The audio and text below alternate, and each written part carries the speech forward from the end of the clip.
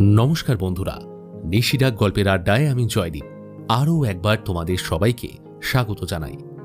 আজ একটা বিশেষ দিন, কারণ মেজর মনজিৎ কাপুর চরিত্রটি প্রথমবার আত্মপ্রকাশ করতে চলেছে অডিও স্টোরি জগতে। লেখক কৃষ্ণেন্দু বন্দ্যোপাধ্যায়ের লেখনীর বলিষ্ঠ আঁচড়ে সৃষ্ট এই চরিত্রটি সম্পর্কে বলতে গেলে চোখের সামনে ভেসে ওঠে একটি স্টাউট ফিগার, ক্ষুরোধার বুদ্ধি এবং অদম্য সাহসের এক অদ্ভুত সংমিশ্রণ। মেজর কাপুর রহস্য আর অ্যাডভেঞ্চারের গন্ধে ছুটে যান পৃথিবীব্যাপী নানা দুঃসাহসিক অভিযানে। কমবয়সী দুই বন্ধু অরিন্দম আর আকাশ তার সঙ্গী। শিশু সাহিত্য সংসদ এবং অভিযান পাবলিশার্স থেকে মেজরের অনেকগুলি গল্প এবং উপন্যাস বিভিন্ন সময় প্রকাশিত হয়েছে।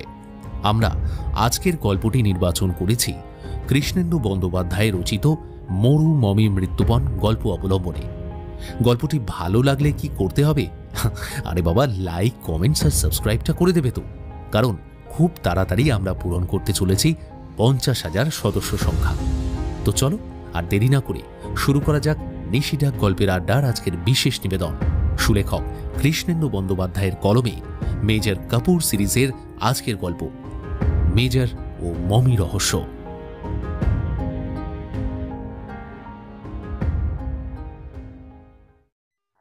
Ladies and gentlemen, we do thank you very much for your attention, and now we invite you to sit back, relax, and enjoy the takeoff.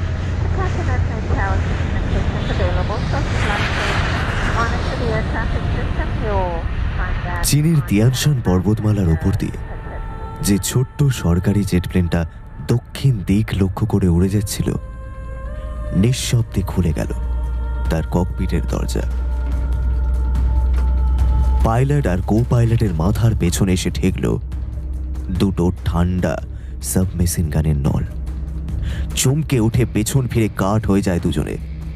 যে দুজন অস্ত্রধারী সিকিউরিটিকে নিয়ে তারা যাত্রা শুরু করেছিল, তারাই এসে দাঁড়িয়েছে ওদের পেছনে, অভিব্যক্তিহীন কঠোর মুখে। এবার তারা আস্তে করে দুজনের মাথা থেকে হেডসেট দুটো খুলে নেয়। এ কি ব্যাপার? ছটপট করে ওঠে পাইলট। মিস্টার আজিজি নামে যে সরকারি অফিসারের নেতৃত্বে ওরা এই মিশনে যাচ্ছে, তিনি কোথায়? তাকে কি আগেই এরা কাবু করে ফেলেছে? ওদের বিস্মিত চোখের সামনেই এবার পেছন থেকে এগিয়ে আসেন মিস্টার আজিজি। হাতের চকচকে রিভলভারটা দোলাতে দোলাতে খুব মিষ্টি গলায় তিনি বলে ওঠেন, Oh, hello pilots. How are you? And sorry, তোমাদের খুব একটা বেশি আর কষ্ট করতে হবে না, একটু পরেই আমরা ল্যান্ড করে যাব, কেমন? হতবাক পাইলট একবার সামনের কাঁচের জানলা দিয়ে তাকায়। প্লেনটা যেখান দিয়ে উড়ে চলেছে সেখানে শুধুই উত্তুঙ্গ পর্বতমালা আর গিরিখাত। এরা কি পাগল? এখানে কোথায়, কিভাবে ল্যান্ড করবে এরা? শেষে কি সবাই মিলে একসঙ্গে আত্মহত্যা করতে হবে নাকি? কি হলো? কি হয়েছে? ভয় পেয়ে গেলে নাকি? কিচ্ছু চিন্তা করো না, কোথায় নামতে হবে সেটা যথা সময় বলে দেব। তবে তার আগে মিস্টার আজিজি সামনে ঝুঁকে কন্ট্রোল প্যানেলের ট্রান্সমিটারটা বন্ধ করে দেন। ব্যাস, এখন থেকে আমরা নিরুদ্দেশ হয়ে গেলাম। কি মজা, তাই না? চলো, অনেক হয়েছে, এবার চলো। আমি যেভাবে নির্দেশ দেব প্লেনটা ঠিক সেইভাবেই উড়বে। কোনো রকম চালাকির কিন্তু চেষ্টা করো না, তাহলে কিন্তু তোমাদের আর বাঁচিয়ে রাখতে পারবো না। সরি। আর আরেকটা কথা, কান খুলে শুনে রাখো, নামার সময় একদম তাড়াহুড়ো করবে না। প্লেনটা যা হয় হোক, কিন্তু ওইটা রিভলভারের নলটা দিয়ে পেছনে চেম্বারে রাখা বাক্সটার দিকে দেখান আজিজি। ওই আসল জিনিসটার গায়ে যেন একটা ফোঁটা আঁচড়ও না লাগে। Got it? পাইলট বহু দিনের অভিজ্ঞ আর পোড় খাওয়া লোক, তবু এই মুহূর্তে মিস্টার আজিজির চোখের দিকে তাকিয়ে তার বুক কেঁপে ওঠে। সৌম্য মুখটার সঙ্গে বেমানান দুটো নির্মম চোখ মিষ্টি কথার আড়ালে উঁকি মারছে ভয়ঙ্কর এক শয়তানের ছায়া। সে মুখ ফিরিয়ে নেয় সামনের দিকে। এই মুহূর্তে তার আর কিছুই করার নেই। এক গভীর ষড়যন্ত্রের সঙ্গে সে এখন যুক্ত হয়ে গেছে নিজের অজান্তেই। প্লেনটা আস্তে আস্তে ঘুরে যাচ্ছে পাশের দিকে। তার চেনা রুট ছেড়ে সেটা এখন এগিয়ে যাচ্ছে একটা অজানা অনির্দিষ্ট পথে। প্রায় 10 মিনিট চলবার পর পাইলটের চোখে পড়ল পাশাপাশি দুই সুউচ্চ গিরিশ শৃঙ্গ, তাদের মাথায় বরফের প্রলেপ, মাঝখানে ঠান্ডা হিম এক ভয়ঙ্কর অন্ধকার। প্লেনটা সেই দুই শৃঙ্গের মাঝখান দিয়ে উড়ে গিয়ে আরো কিছুক্ষণ চলল। এখানে পাহাড়ের উচ্চতা অনেক কম, ঠান্ডাটাও কমেছে। মাঝে মাঝে পাহাড়ের গায়ে বন জঙ্গল আর দু একটা হ্রদ দেখা যাচ্ছে। এবার একটু একটু করে প্লেনটা নিচের দিকে নামতে লাগলো।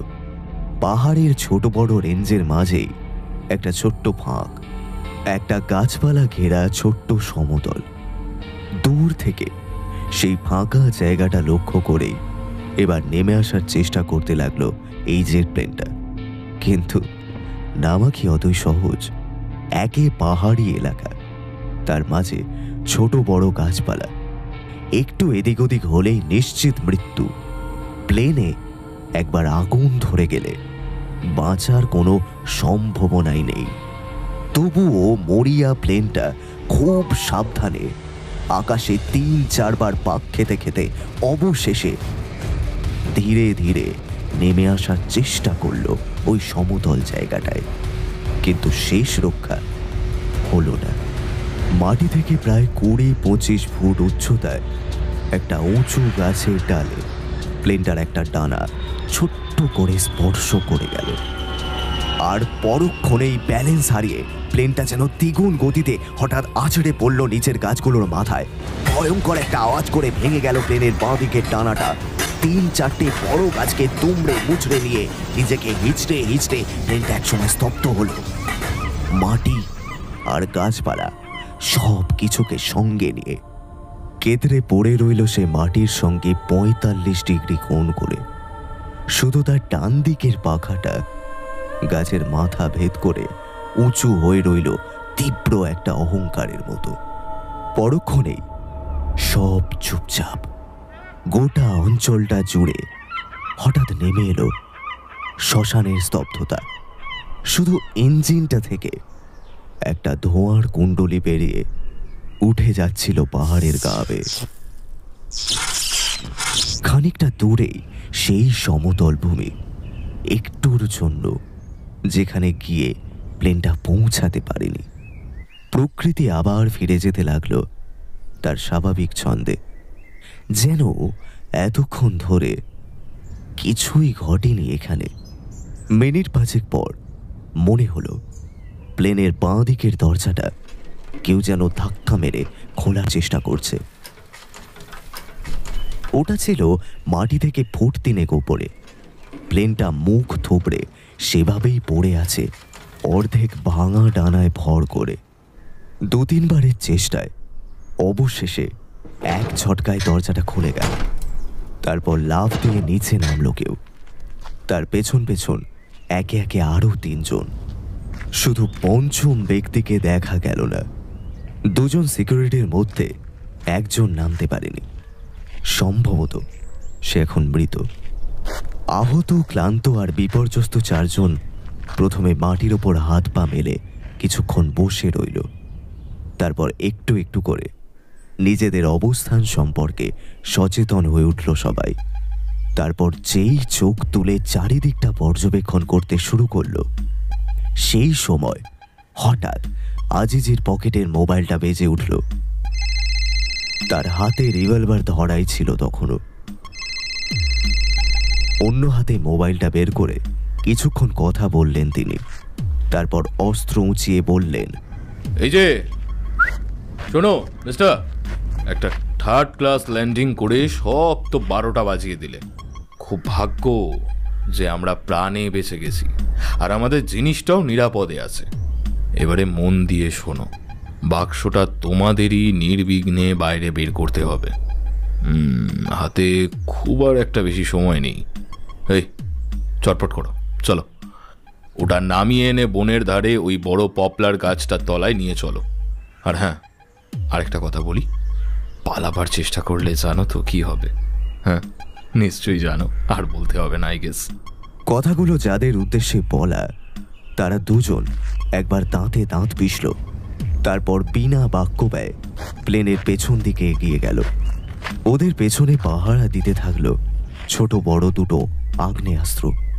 একটু পরেই দেখা গেল উল্টো দিকের বনের ভেতর থেকে একটা ফোর্ড ট্রানজিট ভ্যান এগিয়ে আসছে। ওটা বেশ নিশ্চিত লক্ষ্যে এগিয়ে আসছিল, আর তার লক্ষ্য ওই ফাঁকা সমতলটুকু। ততক্ষণে তিনজন বহু কষ্টে বার করে ফেলেছে সেই 7 ফুট লম্বা বাক্সটা। এবার তারা ধরাধরি করে সেটা নিয়ে চলল পপলার গাছটা লক্ষ্য করে। ওদের পেছনে আজিজি। ওরা গাছের কাছাকাছি পৌঁছানোর আগেই গাড়িটা সেখানে এসে দাঁড়িয়েছে। গাড়ি থেকে নামলো লম্বা চওড়া একটা লোক।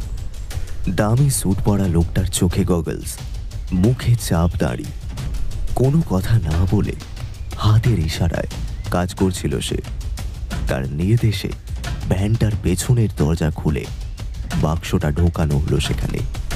আজিজির সঙ্গে চোখে চোখে কি যেন কথা বলল সে। তারপর লোকটার হাতে উঠে এলো একটা আগ্নেয়াস্ত্র। দুটো নির্ভুল লক্ষ্যে পাইলট আর কো পাইলট নিথর হয়ে পড়ে গেল মাটিতে। লোকটা এগিয়ে গিয়ে জুতোর ডগা দিয়ে ওদের শরীরগুলো একবার নেড়ে চেড়ে দেখল, তারপর উঠে বসলো গাড়িটায়। আজিজি আর সিকিউরিটি লোকটা তার পেছন পেছন স্টার্ট দিয়ে মাটিতে একটা বৃত্তচাপ এঁকে দিয়ে গাড়িটা হারিয়ে গেল বনের ভেতরে।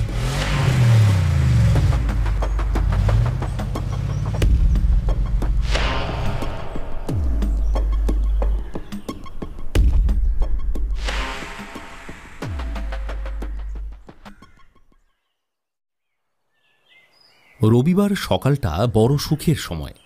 সারা সপ্তাহ অফিসের তাড়ায় ভোর ভোর উঠে পড়ার কষ্টের পর রবিবার সেটা পুষিয়ে নেওয়া, কি আনন্দটাই না হয়।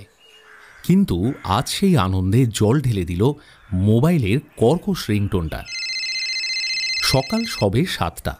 এই বেয়ারা সময় কে ফোন করলো কে জানে। পরপর 2-3 বার কল হবার পর বাধ্য হয়ে রিসিভ করতে হলো ফোনটা। কিন্তু ওপাশের গলাটা শুনেই ঘুম টুম সব চটকে গেল। মেজর কল করেছেন। গুড মর্নিং ব্রাদার, এখনো ঘুমোচ্ছ নাকি? না না মেজর, মানে না ওকে বুঝেছি brother, sorry to disturb you. শুধু বলো আজ আসছো কি? হ্যাঁ সেরকমই তো ইচ্ছে, কিন্তু কেন মেজর? সেটা ফোনে নয়, সশরীরেই জানবে যদি 9টার মধ্যে এসে হাজির হতে পারো। And for your information, a big surprise is waiting for you. ফোনটা কেটে গেল, আর মুহূর্তেই একটা তাজা হাওয়ার স্পর্শ যেন মরিয়ে দিল মনটাকে। মেজর মঞ্জিত কাপুরের এই হেয়ালি ভরা কথা মানেই একটা নতুন কিছুর সম্ভাবনা, হয়তো নতুন কোনো রহস্য অথবা নতুন কোনো অভিযানের ডাক। চনমনে ভাব নিয়ে উঠে পড়লাম, চটপট তৈরি হতে হবে। ব্রেকফাস্ট টেবিলে বসে অরিন্দমকে ফোন করলাম। আমরা হলাম গলায় গলায় বন্ধু। ফ্রিল্যান্স ফটোগ্রাফার অরিন্দম রায়। ও বলল মেজরের ফোন ও পেয়েছে, আর ইতিমধ্যেই রেডিও হচ্ছে বেরোবার জন্য। শুনে নিশ্চিন্ত হলাম। আসলে আমরা দুজনেই কোনো না কোনো রবিবার সকালটা মেজরের কাছে কাটিয়ে আসি। বছরখানেক ধরে এটা প্রায় রুটিনেই দাঁড়িয়ে গেছে বলা যায়। মানে সেই গত বছর কোমোডো ড্রাগনের সন্ধানে ইন্দোনেশিয়ায় ঘুরে আসার পর থেকেই আর কি। কারণ এমনিতেই মেজর মঞ্জিত কাপুর হলেন আমাদের ফ্রেন্ড ফিলোসফার গাইড। জাঁদরেল চেহারার সঙ্গে দুর্জয় সাহস আর প্রখর বুদ্ধিমত্তার মিশেল এই মানুষটার সান্নিধ্য আমাদের উদ্দীপ্ত করে প্রতি মুহূর্তে। আর এই লোকটার জন্যই আমরা জীবনে বহু দুর্লভ অভিজ্ঞতার সাক্ষী হতে পেরেছি। সেই সঙ্গে অনুভব করতে শিখেছি জীবনকে উপভোগ করার আনন্দ। মন বলছিল সেরকমই কোনো এক দুর্লভ মুহূর্ত আবার আমাদের জীবনে আসতে চলেছে।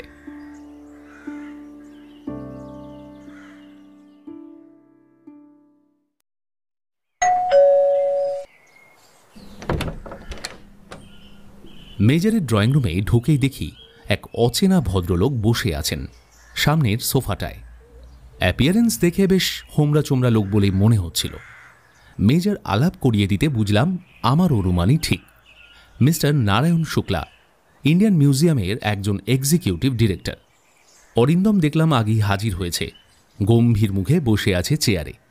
আর মেজরের পাশে মাটিতে পা মুড়ে বসে আছে মেজরের প্রিয় পোষ্য গ্রেহাউন্ড কুকুর ক্যাপ্টেন। মেজর আমাকে একটা চেয়ার দেখিয়ে দিয়ে বললেন, বসে পড়ো। তারপর মিস্টার শুক্লার দিকে ঘুরে বললেন, হ্যাঁ মিস্টার শুক্লা, তাহলে এখনো পর্যন্ত প্লেনটার কোনো সন্ধানই পাওয়া যায়নি, আর সেই সঙ্গে 5 জন মানুষ সমেত মামিটাও গায়েব হয়ে গেল। আশ্চর্য।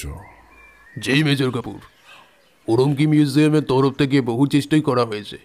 यहाँ तक कि চীনের স্বরাষ্ট্র দপ্তরও আলাদা করে তদন্ত করেছে, লেকিন আলটিমেটলি নো রেজাল্ট। আর শেষ পর্যন্ত কি হলো, ये 3 दिन पहले ওরা আমাদের কাছে সারেন্ডার করেছে। আর उसके साथ এও বলেছে যে अगर हम लोग चाहे तो নিজেরাও চেষ্টা করতে পারি, ওদের তাতে কোনো আপত্তি নেই, বরং ওরা আমাদের সাপোর্টই করবে। লেকিন उसके बावजूद। মেজর তার পাইপটা হাতে নিয়ে গম্ভীর মুখে মাথা নাড়তে নাড়তে কিছু যেন একটা ভাবছিলেন। হঠাৎ আমার দিকে চোখ পড়তেই মুচকি হেসে বললেন, কি ব্রাদার, কিছুই মাথায় ঢুকছে না তো? বলেই অরিন্দমের দিকে ফিরলেন। আশা করি অরিন্দমেরও তাই, কারণ তুমিও তো সবটা শোনোনি। দুজনেই মাথা নাড়লাম, না সূচক আর কি। এবার মেজর আরও গম্ভীর হয়ে বললেন, তাহলে তোমাদের তো আগে পুরোটা জানা দরকার ব্রাদার, কারণ অমন ভয়ঙ্কর মরুভূমি এলাকায় যাওয়া, গায়েব মামিটাকে উদ্ধার করা, দরকারে হয়তো লড়াই করতেও হতে পারে। তা এসব কে করবে তোমরা ছাড়া? মেজরের বলার ভঙ্গিতে হেসে ফেললেও ব্যাপারটা পুরো মাথার উপর দিয়ে যাচ্ছিল আর কি। মমি, মরুভূমি, এসব কি বলছেন মেজর? আমাদের অসহায় অবস্থা দেখে এবার মেজরের বোধহয় করুণা হলো। পাইপটা ধীরে সুস্থে ধরিয়ে নিয়ে তিনি বললেন, এতক্ষণ যা আলোচনা হলো সেটা তোমাদের আগে বলেনি, তারপর না হয় পরবর্তী পদক্ষেপ নিয়ে এগোনো যাবে। মিস্টার শুক্লাও দেখলাম ঘাড় নাড়লেন মেজরের কথায়। অতঃপর মেজর যা বললেন তার সারমর্ম হলো এই: চীনের উত্তর পশ্চিম সীমান্তে এক বিস্তীর্ণ এলাকা জুড়ে ছড়িয়ে আছে ভয়ঙ্কর তাকলামাকান মরুভূমি। এই মরুভূমিকে চারদিক থেকে ঘিরে রেখেছে বিভিন্ন পর্বতমালা, আর তারই মধ্যে উল্লেখযোগ্য হল উত্তরের তিয়ান শান পর্বতমালা। এই অঞ্চলের সরকারি নাম হল জিনজিয়াং, আর এই জিনজিয়াংয়ের রাজধানী হল উরুমকি, যেটা অবস্থিত তিয়ান শানের ঠিক পাশেই। এখন ব্যাপার হলো যে কিছুকাল আগেই ওই তাকলামাকান মরুভূমির বিভিন্ন অঞ্চল থেকে হঠাৎ খুঁজে পাওয়া গেছে হাজার হাজার বছরের পুরনো কিছু মামি। সেগুলো রাখা হয়েছে ওই উরুমকি শহরের প্রধান মিউজিয়ামে। আর এই মামিগুলোর মধ্যেই একটা মামি সম্প্রতি আনা হচ্ছিল ভারতবর্ষে, সঠিকভাবে বলতে গেলে কলকাতার ভারতীয় জাদুঘরের জন্য। এখন তোমরা তো জানো কলকাতার এই জাদুঘর অতীব প্রাচীন, 200 বছরের ওপর এর বয়স। এমনকি সারা ভারতের মধ্যে সবচেয়ে বড় এবং উল্লেখযোগ্য জাদুঘর এটি। অথচ এখানে আজ পর্যন্ত মাত্র একটা মামি সম্বল, সেই 1882 সালে আনা একটা ইজিপশিয়ান মামি। তাই জাদুঘর কর্তৃপক্ষ চীন সরকারের সঙ্গে কথাবার্তা চালান, যাতে তাকলামাকান থেকে খুঁজে পাওয়া ওই ককেশান মামিগুলোর মধ্যে একটা মামি ভারতীয় জাদুঘরের জন্য পাওয়া যায়। চীন সরকার সহজেই অনুরোধটা মেনে নেন, কারণ আজ পর্যন্ত প্রায় 100 খানেক মামি উদ্ধার করা হয়েছে, যেগুলো রাখা হয়েছে উরুমকি মিউজিয়ামে। তার মধ্যে একটা মামি দিতে কোনো অসুবিধাই নেই। অবশেষে সেই মতোই সব ব্যবস্থা হলো। কাজটা এগোচ্ছিল বেশ নির্বিঘ্নে। মিউজিয়ামেরই এক তত্ত্বাবধায়কের দায়িত্বে 2 জন সিকিউরিটির সঙ্গে সেটি পাঠানো হচ্ছিল ভারতের উদ্দেশ্যে। কিন্তু আসার পথে তিয়ান শান পর্বতমালার ওপর থেকে সেই যে প্লেনটার সঙ্গে সমস্ত যোগাযোগ বিচ্ছিন্ন হয়ে যায়, তারপর থেকে প্লেনটার বা মামিটার আর কোনো খোঁজই পাওয়া যায়নি। সেই সঙ্গে সম্পূর্ণ উধাও হয় সেই প্লেনে থাকা 5 জন লোক। মেজর তার কাহিনী শেষ করে খানিকক্ষণ চুপ করলেন। আমরাও কিছুক্ষণ চুপ করে বসে রইলাম। তারপর আমি বলে উঠলাম, আচ্ছা তাহলে কি এবার ওই রহস্য উদ্ধার করতে আপনাকেই যেতে হবে মেজর? শুধু আমি নই ব্রাদার, তোমরা দুজনও যাচ্ছ আমার সঙ্গে। অরিন্দমের চোখ দুটো দেখলাম চকচক করে উঠল। আমার বুকটাও কেঁপে উঠল আনন্দে। মিস্টার শুক্লা দেখি মাথা নাড়তে নাড়তে বলছেন, ইয়েস ফ্রেন্ডস, দেখুন এমন বিপজ্জনক কাজের জন্য ফিলহাল তো মেজর কাপুরের চেয়ে দক্ষ কোনো লোক আমাদের জানা নেই। আর আপনারা দুজন যে ওনার সঙ্গী ये हमें पता है अच्छे से। लेकिन हाँ, एक और लड़काও যাবে, আমাদের মিউজিয়ামের জুনিয়র ম্যানেজার প্রমিত সামন্ত। আর্কিওলজিতে ব্রিলিয়েন্ট রেজাল্ট করে সবে বছর দুয়েক হলো লড়কা জয়েন করেছে মিউজিয়ামে। ভারত সরকারের প্রতিনিধি হিসেবে ওই থাকবে আপনাদের সঙ্গে। তো কুল মিলাকে 4 লোক হবে। তো 4 জনের ব্যবস্থাই হচ্ছে। আগে ভিসাটা হয়ে যাক, उसके बाद টিকিট আর হোটেল বুকের ব্যবস্থা করা হবে। গুড, আশা করি 1 সপ্তাহের মধ্যে সব ব্যবস্থা হয়ে যাবে, কি তাই না মিস্টার শুক্লা? সার্টেনলি মেজর, বিশেষ করে কিউরেটর সাহেব নিজেই এই ব্যাপারে প্রচন্ড আগ্রহী। इसलिए जितना जल्दी हो सके ये কাজগুলো হয়ে যাবে। মেজর বেশ রিল্যাক্সড মুডে সোফায় হেলান দিয়ে বললেন, বাহ, তবে আর কি, এবার সামনে একটাই লক্ষ্য, অপারেশন তাকলামাকান। নিমেষেই বুকটা যেন দুরু দুরু করে উঠল।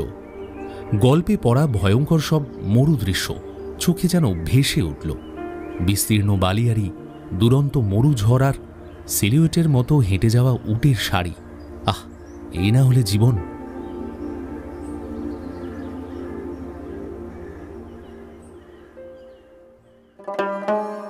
উরুমকির দিওপু এয়ারপোর্টে সকাল 7:35-এ ল্যান্ড করার পর একটা গাড়ি ধরে আমরা সোজা এসে পৌঁছেছি এখানকার বিখ্যাত হোটেল সাদার্ন পার্ল ইন্টারন্যাশনালে। হোটেলটা শুধু নামেই নয়, বাস্তবিকই আন্তর্জাতিক। সেটাই চাকচিক্য আর বিলাসবহুল ব্যবস্থাপনায় রীতিমতো মালুম হচ্ছে আর কি। আর শুধু তাই নয়, পৃথিবীর বিভিন্ন প্রান্তের মানুষজনে হোটেলটা ভর্তি। তার মধ্যে বিদেশি টুরিস্টও যেমন আছে, স্থানীয় কিছু কোম্পানির অফিসাররাও এসেছেন কনফারেন্স উপলক্ষে। সামান্য রেস্ট নিয়ে সবাই যে যার মতো ফ্রেশ হয়ে নিলাম। তারপর জমিয়ে লাঞ্চ সেরে আমরা 3 জন এসে বসলাম সামনের লনটার মধ্যে। আর প্রমিত বাবু রিসেপশনের দিকে গেলেন উরুমকি মিউজিয়ামে একটা ফোন করার জন্য। যদি সম্ভব হয় মিউজিয়ামের ডিরেক্টরের সঙ্গে আমরা আজই দেখা করতে চাই। সুন্দর সাজানো গোছানো লন, নরম ঘাসের কার্পেটে ছড়িয়ে ছিটিয়ে রাখা রঙিন ছাতার তলায় টেবিল চেয়ার পাতা। সেরকমই একটা ছাতা দখল করে আমরা বসেছি। তবে আমি বা অরিন্দম রিল্যাক্সড মুডে থাকলেও মেজরের মুখে দেখলাম চিন্তার ছাপ। বলবো কি বলবো না করে কারণটা জিজ্ঞেস করেই ফেললাম। মেজর একমনে পাইপে তামাক ভরছিলেন। ধীরে সুস্থে ভরা শেষ করে পাইপটা ধরিয়ে নিয়ে আমার দিকে তাকালেন, বললেন, এখনো অবধি মাথায় আসছে না যে কাজটা শুরু করব কিভাবে। কোথাও কোনো ক্লু নেই, পুরো ব্যাপারটাই ঝাপসা। প্লেনটা কোনোভাবে ক্র্যাশ হয়ে মানুষজন আর মামি সমেত ধ্বংস হয়ে গেল, নাকি মামিটা হটাবার জন্য প্লেনটা হাইজ্যাক করা হলো, সেটাই এখনো বোঝা যাচ্ছে না। তবে তবে তবে কি মেজর? যদি প্লেনটা ক্র্যাশ করতো তাহলে এতদিনে নিশ্চয়ই কোনো না কোনোভাবে সেটা জানা যেত, কারণ ইতিমধ্যে খোঁজাখুঁজি তো কম হয়নি। কাজেই ওই দ্বিতীয় সম্ভাবনার দিকেই পাল্লা ভারী। অর্থাৎ ধরে নেওয়া যায় প্লেনটাকে হাইজ্যাকই করা হয়েছে, তাই তার কোনো খোঁজ পাওয়া যাচ্ছে না। আর যদি সত্যি তাই হয় তাহলে আমাদের দায়িত্ব কিন্তু অনেকখানি বেড়ে গেল। তা ঠিক, কিন্তু মেজর সেক্ষেত্রে আমাদের পরবর্তী পদক্ষেপ কি হবে? মানে কোন পথে এগোবো আমরা? সেটাই তো ভাবছি ব্রাদার। তবে দেখা যাক মিউজিয়ামের ডিরেক্টর কি বলেন। এই ধরনের ঘটনার কোনো আভাস বা ইঙ্গিত যদি এর আগে কোনোভাবে তিনি পেয়ে থাকেন তাহলে আমাদেরই কাজটা অনেক সহজ হয়ে যাবে। সেই সূত্র ধরেই এগোতে পারবো আমরা। আর না হলে হয়তো আমাদের বেরিয়ে পড়তে হবে ধু ধু করা নিরুদ্দেশের পথে। কি বলছেন মেজর? তার মানে কি মরুভূমিতে? হ্যাঁ ব্রাদার, ধরে নাও তাই। প্লেনটা উরুমকি থেকে ভারতের দিকে যে রুট ধরে যাচ্ছিল, সেই পথে তিয়ানশান পর্বতমালা পার হলেই ভয়ঙ্কর তাকলামাকান মরুভূমি। 1000 কিলোমিটার লম্বা আর 400 কিলোমিটার চওড়া এই মরুভূমি, যার আরেক নাম সি অফ ডেথ বা মৃত্যুর সমুদ্র। এই বিস্তীর্ণ এলাকা জুড়ে শতাব্দীর পর শতাব্দী ধরে শুধু শোনা গেছে মৃত্যুর হাহাকার। কারণ এই মরুভূমি নাকি সরাসরি মাঝখান দিয়ে অতিক্রম করা যায় না, আজ পর্যন্ত কেউ তা পারেনি। তাই প্রাচীন যুগের সেই বিখ্যাত বাণিজ্য পথ সিল্ক রোড, যার কিছুটা রাস্তা এই তাকলামাকানের ওপর দিয়ে গেলেও সেই রাস্তা ছিল কেবলমাত্র মরুভূমির উত্তর আর দক্ষিণ দিক ঘেঁষে। কিন্তু তা সত্ত্বেও এশিয়া থেকে ইউরোপ পর্যন্ত বিস্তৃত এই সুদীর্ঘ যাত্রাপথে সব থেকে বেশি মৃত্যুর হার ছিল এই তাকলামাকান মরুভূমিতেই। আর সেই খুনে মরুভূমিতেই আপনি আমাদের নিয়ে যেতে চান, তাই তো? Yes my brother. সেই হারানো মামির সন্ধান করতে আমাদের তো ওখানেই যেতে হবে। হয়তো দিনের পর দিন আমাদের ঘুরে বেড়াতে হবে উটের পিঠে চেপে, থাকতে হবে বালির মধ্যে তাঁবু খাটিয়ে। পারবে? দিনের বেলা ঝলসে যাওয়া গরম আর রাতের হাড় কাঁপানো ঠান্ডা, এসব অগ্রাহ্য করে লড়াই করতে হবে বেঁচে থাকার জন্য। শুকনো খেজুর আর কিশমিশ ছাড়া কিছুই খেতে পাবে না। আর জল, তৃষ্ণায় বুকের ছাতি ফেটে গেলেও এক ফোঁটা জলও পাওয়া যাবে না কোথাও। বুঝলে ব্রাদার? মেজর, এটা কিন্তু সুইসাইড। জেনে শুনে এরকম একটা ভয়ঙ্কর কাজ আপনি নিলেন। ভয় পাচ্ছ ব্রাদার? মেজর হা হা করে হেসে উঠলেন। তার চোখে মুখে যেন খেলা করে উঠল জীবনের সঙ্গে পাঞ্জা লড়ার একটা ছেলে মানুষই কৌতুক। আরে এইটুকুতেই ঘাবড়ে গেলে ব্রাদার? মনে সাহস আনো, জীবন তো একটাই, তাকে নানা দিক থেকে উল্টে পাল্টে দেখতে হবে না? আর হ্যাঁ, আমার অনুমান যদি খুব ভুল না হয়, এবার হয়তো এমন কোনো সাংঘাতিক ঘটনার মুখোমুখি হব আমরা, যা আমাদের জীবনে আগে কখনো ঘটেনি। আর তার সঙ্গে লড়ার জন্য একমাত্র অস্ত্র হলো এই মনের জোর। তাই বলছি ব্রাদার, মনের সমস্ত ভয় কাটিয়ে বুকে সাহস আনো। মনে করো পৃথিবীর সমস্ত কিছুর সঙ্গে মোকাবিলা করার জন্য তুমি তৈরি। মেজরের কথা শুনে মনের মধ্যে একটা টকবকে উৎসাহ অনুভব করছিলাম, সন্দেহ নেই। এই না হলে মেজর মঞ্জিত কাপুর, এই বয়সেও কি অদম্য মনোবল! ভাবতে ভাবতে মেজরের দিকে চোখ পড়তেই দেখি তিনি হঠাৎ নিশ্চল হয়ে গেছেন। তার দৃষ্টি দূরের দিকে, তার ভরু কুঁচকে আছে, কপালে গভীর খাঁজ। ব্যাপারটা আমরা দুজনেই লক্ষ্য করেছি, তাই দুজনেই একসঙ্গে ঘুরে তাকালাম সেদিকে। চোখে পড়ল হোটেলের রিসেপশন থেকে বেরিয়ে প্রমিতবাবু হন্তদন্ত হয়ে এগিয়ে আসছেন আমাদের দিকে। তার মুখে স্পষ্টই উত্তেজনার ছাপ। কাছে আসতেই খানিকটা চেঁচিয়েই বললেন প্রমিতবাবু, মেজর, এইমাত্র একটা খবর পাওয়া গেছে। বলতে বলতেই প্রমিতবাবু এগিয়ে এলেন কাছে। তারপর একটা চেয়ার টেনে বসে পড়ি হুড়মুড় করে বলতে শুরু করলেন, মেজর, এই হোটেলের একটা ওয়েটার নাম মাকসুদ, স্থানীয় ছেলে, তোকসানের কাছাকাছি একটা গ্রামে থাকে। ও সবে গতকাল ওর গ্রাম থেকে ফিরেছে, আর সেখান থেকে খবরটা শুনে এসেছেও। কি খবর? মেজর তীক্ষ্ণ চোখে তাকিয়ে প্রশ্নটা করলেন। খবর সাংঘাতিক। 3 দশক আগে তোকসান থেকে কয়েক মাইল দূরে একটা আহত লোককে অজ্ঞান অবস্থায় রাস্তার পাশে পড়ে থাকতে দেখা গেছে। এই মাকসুদের গ্রামের 2 জন লোক দেখেছে। লোকটা সর্বাঙ্গে রক্তের ছাপ, আর সেই সঙ্গে মারাত্মক সব চোট সারা গায়ে। ওরা যখন দেখে তখনই তার মুমূর্ষু অবস্থা। কোনো রকম একটা ভ্যান গাড়িতে করে তাকে গ্রামে নিয়ে আসে তারা, কিন্তু সেই রাতেই সে মারা যায়। মারা যাওয়ার আগে তার নাকি একবার জ্ঞান ফিরেছিল কিছুক্ষণের জন্য। তখন বারবার সে শুধু একটা কথাই উচ্চারণ করছিল, মামি, মামি। মাই গড! তারপর? হ্যাঁ, তারপর আর কি, গ্রামের কেউ তো কিছুই বুঝতে পারেনি।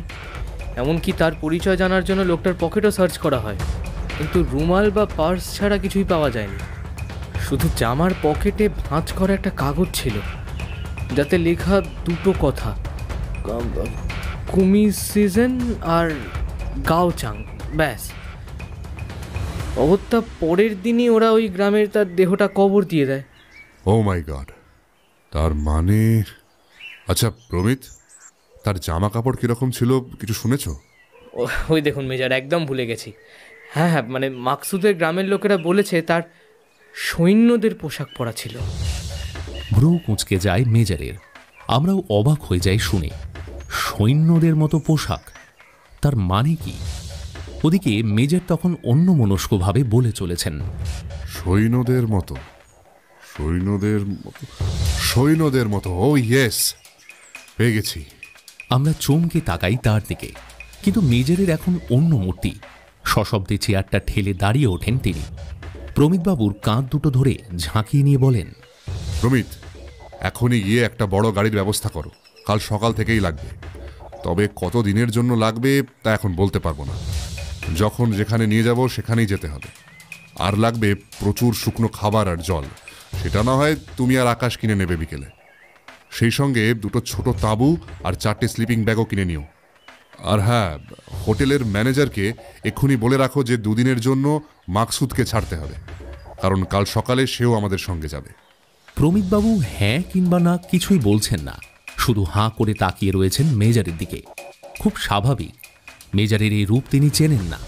কিন্তু আমরা তো মেজরকে খুব ভালোভাবেই চিনি। আমরা তো জানি যে এইবার তিনি হালে পানি পেয়েছেন। এইবার শুরু হবে তার আসল খেলা। আপাত নিষ্পৃহতার খোলস ছেড়ে এইবারে বেরিয়ে আসবে তার তৎপর মিলিটারি চেহারা। বুকটা উত্তেজনায় ধক ধক করতে থাকে। অরিন্দমের দিকে তাকিয়ে দেখি তার চোখে উত্তেজনার আভাস। দুজনেই যেন মনে মনে মেজরের ভাষায় বলে উঠি, so let's start the game, so let's start the game brother.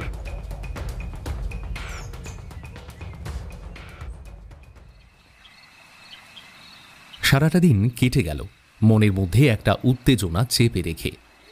Major মুখ খুললেন একেবারে রাত্রে ডিনার টেবিলে বসে। ইতিমধ্যেই বিকেলবেলা আমরা ঘুরে এসেছি উরুমকি মিউজিয়াম থেকে। যদিও সেখানে ডিরেক্টরের সঙ্গে কথা বলেও রহস্যের খুব একটা সুরাহা হয়নি, তবে মিউজিয়ামটা ঘুরে দেখেছি আমরা। আর সেখানেই চাক্ষুষ করেছি বেশ কিছু মমি, যেগুলো সবই পাওয়া গেছে এই জিনজিয়াং প্রদেশের বিভিন্ন অঞ্চল থেকে। এই মমিগুলোর মধ্যেই একটা মমি পাঠানো হচ্ছিল ভারতে, যাকে নিয়েই দানা বেঁধেছে রহস্য, আর যার জন্যেই আমরা ছুটে এসেছি এই সুদূর চীনের জিনজিয়াংয়ে।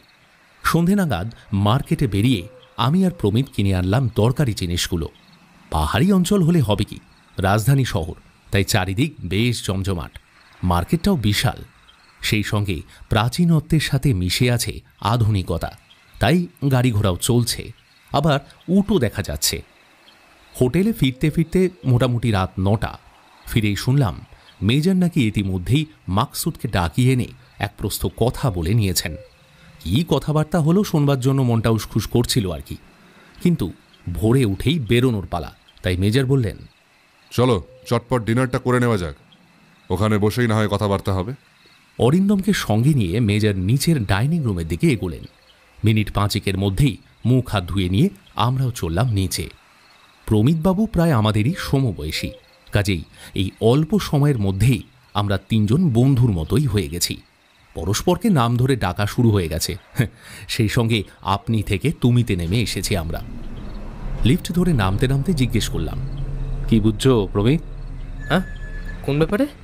আচ্ছা, আরে এই যে অচেনা একটা দেশে এসে অজানা কোনো বিপদের মধ্যে ঝাঁপিয়ে পড়া ভয় করছে নাকি?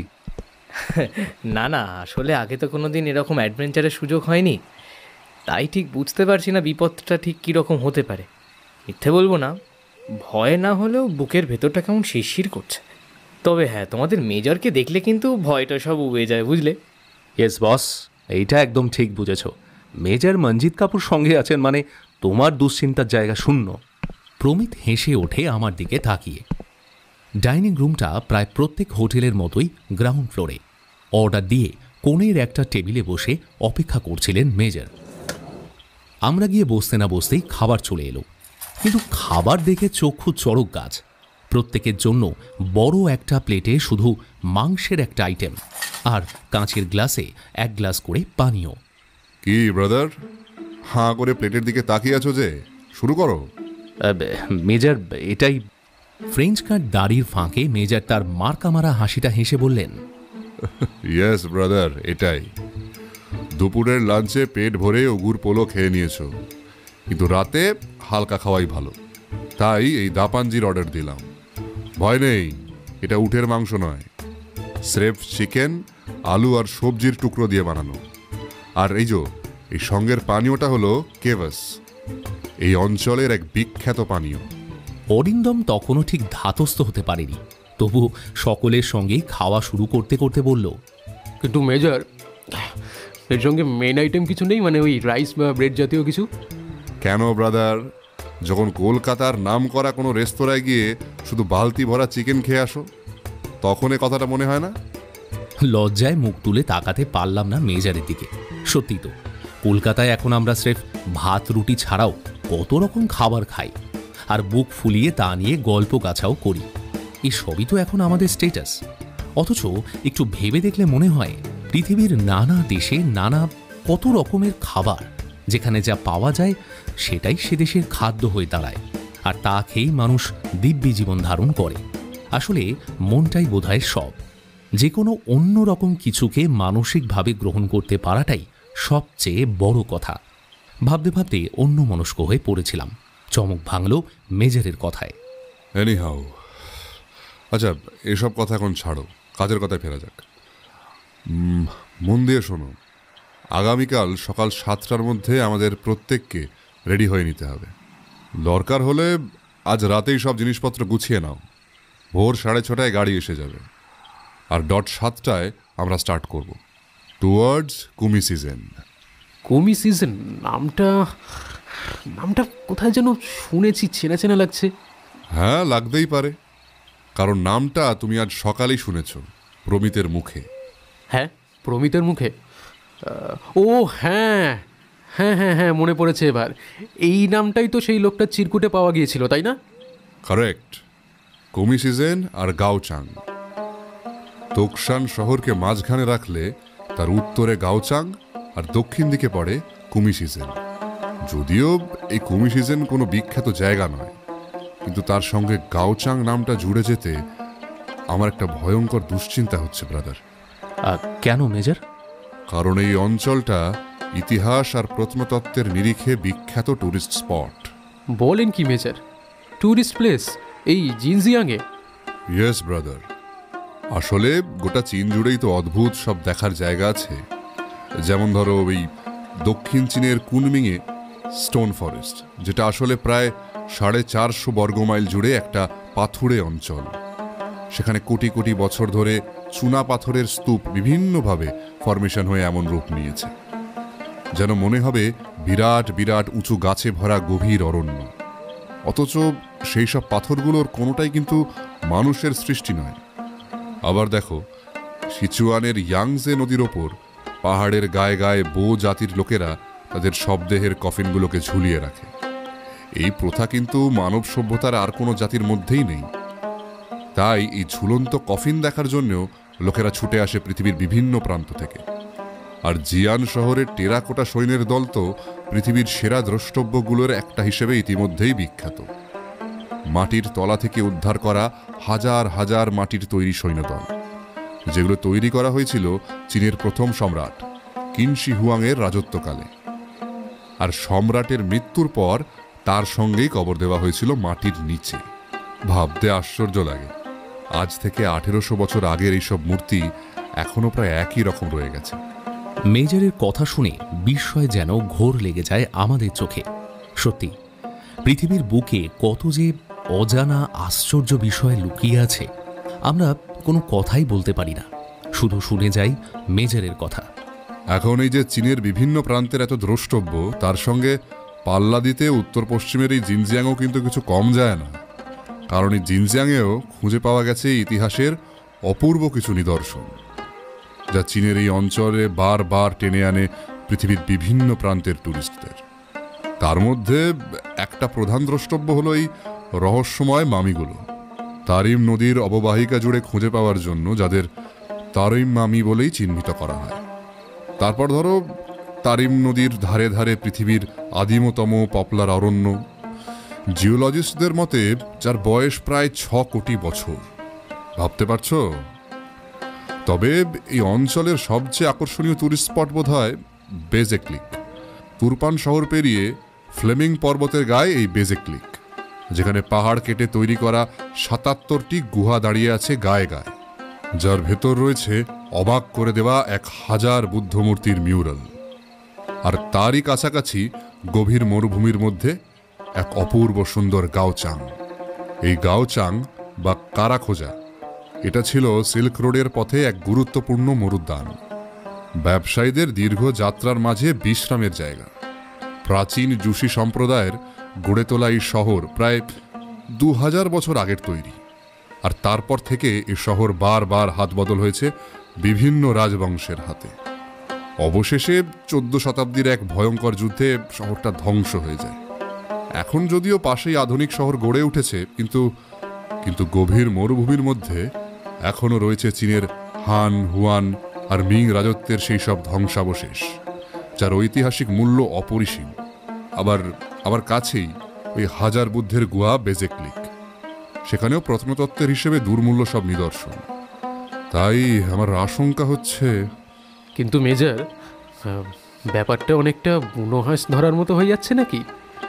মানে কোথায় একটা লোকের পকেটে একটা চিরকুট পাওয়া গেল, তাতে অচেনা অজানা দুটো নাম লেখা আছে, আর অমনি আমরা সেখানে ছুটবো।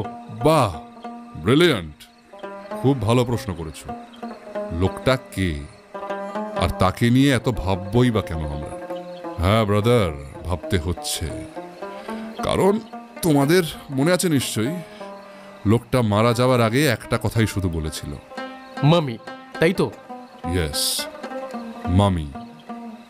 প্রথমে এই একটা কথাই আমাকে রীতিমতো হন্ট করেছিল। আর তারপর যখন শুনলাম যে সে নাকি সৈন্যদের মতো পোশাক পরেছিল, তখন দুয়ে দুয়ে চার করতে আর কোনো বাধা রইল না। মানে মনে করে দেখো ব্রাদার, সেই হারিয়ে যাওয়া প্লেনটার যাত্রী ছিল কারা? মোট 5 জনের মধ্যে 2 জন পাইলটকে বাদ দিলে মামির দায়িত্ব নিয়ে যাচ্ছিলেন একজন তত্ত্বাবধায়ক, যার নাম আমরা আজ বিকেলেই ডিরেক্টরের কাছে শুনেছি, মিস্টার আজিজি। আর এই আজিজির সঙ্গে যাচ্ছিলেন 2 জন সিকিউরিটির লোক। এখন আমি যদি বলি সেই সিকিউরিটির পোশাক দেখেই অশিক্ষিত গ্রামের লোকেরা তাকে সৈন্যদের পোশাক বলে ভুল করেছে। ইয়েস, অসাধারণ মেজর, অসাধারণ, একদম ঠিক বলেছেন। তার মানে শিওর ওই লোকটাই ছিল প্লেনের একজন সিকিউরিটি, আর তার মারা যাওয়ার আগে মামি নিয়ে কিছু বলতে চেয়েছিল। ইয়েস ব্রাদার, আমারও সেটাই মনে হয়। আর সেই সঙ্গে ওকে খুঁজে পাওয়ার দিনের কথাও ভাবো। হিসেব অনুযায়ী লোকটাকে পাওয়া গেছে প্লেন হারানোর পরের দিন। অর্থাৎ মোদ্দা ব্যাপারটা কি দাঁড়ালো বলতো? মামি সমেত একটা প্লেন হঠাৎ উধাও হয়ে গেল কোনো চিহ্ন না রেখে। পরের দিন ওই প্লেনের একজন সিকিউরিটিকে মুমূর্ষু অবস্থায় পাওয়া গেল, যে আবার সেই রাত্রেই মারা গেল শুধু মামি মামি এই কথাটুকু বলে। তার পকেটে একটা চিরকুটে লেখা এই অঞ্চলের 2টো জায়গার নাম। তাহলে কি আমরা ধরে নিতে পারি না যে এই 2টো জায়গার সঙ্গে লোকটার তথা এই রহস্যের অবশ্যই কোনো না কোনো সম্পর্ক আছে? কি? আর যেহেতু তোকসানের দক্ষিণ দিকে অর্থাৎ কুমি সিজনের দিকেই তাকে খুঁজে পাওয়া গিয়েছিল, তাই ওই জায়গায় হওয়া উচিত আমাদের প্রথম টার্গেট, তাই না? এরপর আর কোনো কথা চলে না, সুতরাং নিঃশব্দে খাওয়া শেষ করে ব্যস্ত হয়ে পড়ি। কাল থেকে ভাগ্যের চাকা কোন দিকে ঘুরতে চলেছে তা কেউ জানি না।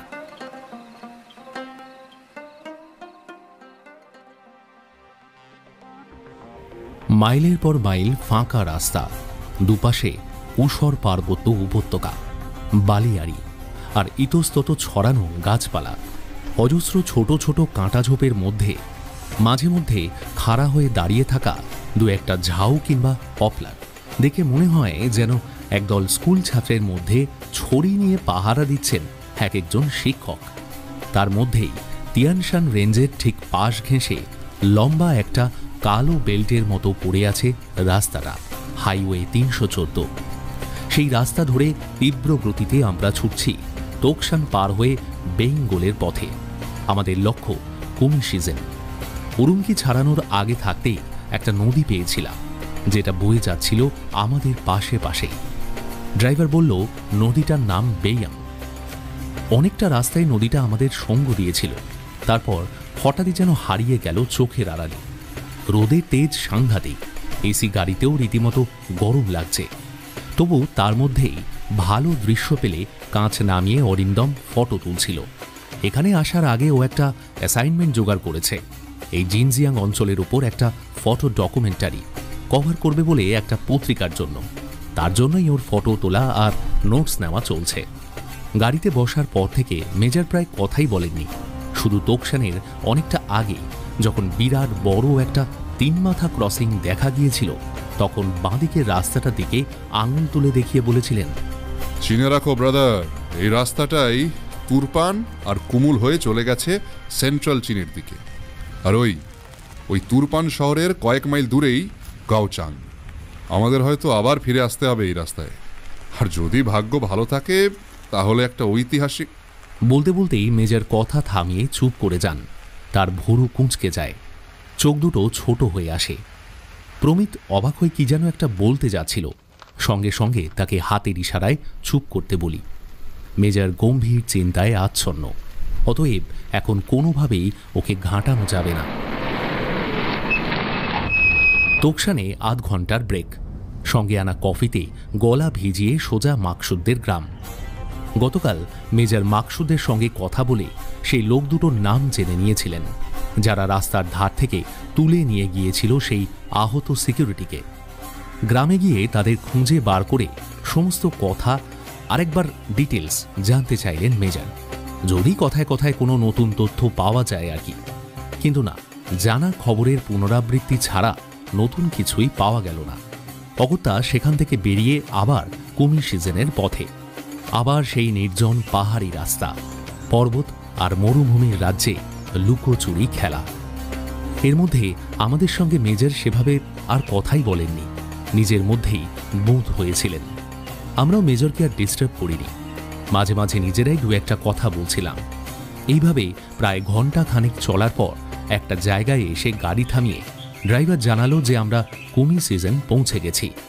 গাড়িটা রাস্তার ধারে পার্ক করতে বলে মেজর নামলেন। পেছনে পেছনে আমরাও, কিন্তু আশেপাশে তাকিয়ে কিছুই দেখতে পেলাম না। ফাঁকা শুনশান রাস্তা, শুধু একটা দূরে রাস্তার ধারে 2-3টে ছোট ছোট গুমটির মতো ঘর, সেগুলোতে ফোন বুথ, সস্তা খাবারের দোকান, এই সমস্ত। রাস্তা দুদিকেই বালির সাম্রাজ্য। ডান দিকে রাস্তা থেকে অনেকটা দূরে ঘন গাছের জঙ্গল শুরু হয়েছে, তার পেছনেই পাহাড়ের এলাকা। আর বাঁদিকে তাকিয়ে ধুধু মরুভূমি ছাড়া কিছুই চোখে পড়ে না। উঁচু নিচু বালিয়াড়ি, মাঝে মাঝে দু একটা কাঁটা ঝোপ, তার মধ্যেই একটা অস্পষ্ট পথের রেখা যেন চলে গেছে আমাদের বাঁদিক দিয়ে। জানা গেল ওই পথ ধরে ভেতরে গেলেই পাওয়া যাবে একটা ছোট্ট জনপদ, যার নাম কুমি সিজন। ইতিমধ্যেই চমৎকার সিনারি পেয়ে অরিন্দম ক্যামেরা নিয়ে এগিয়ে এসেছে ডান দিকের জঙ্গলের দিকে। তার সঙ্গে রয়েছে প্রমিত, আর মেজর তার বায়নাকুলারটা বার করে পাহাড়ের দিকে তাক করেছেন। আমি পায়চারি করতে করতে মাকসুদের সঙ্গে গল্প জুড়েছিলাম।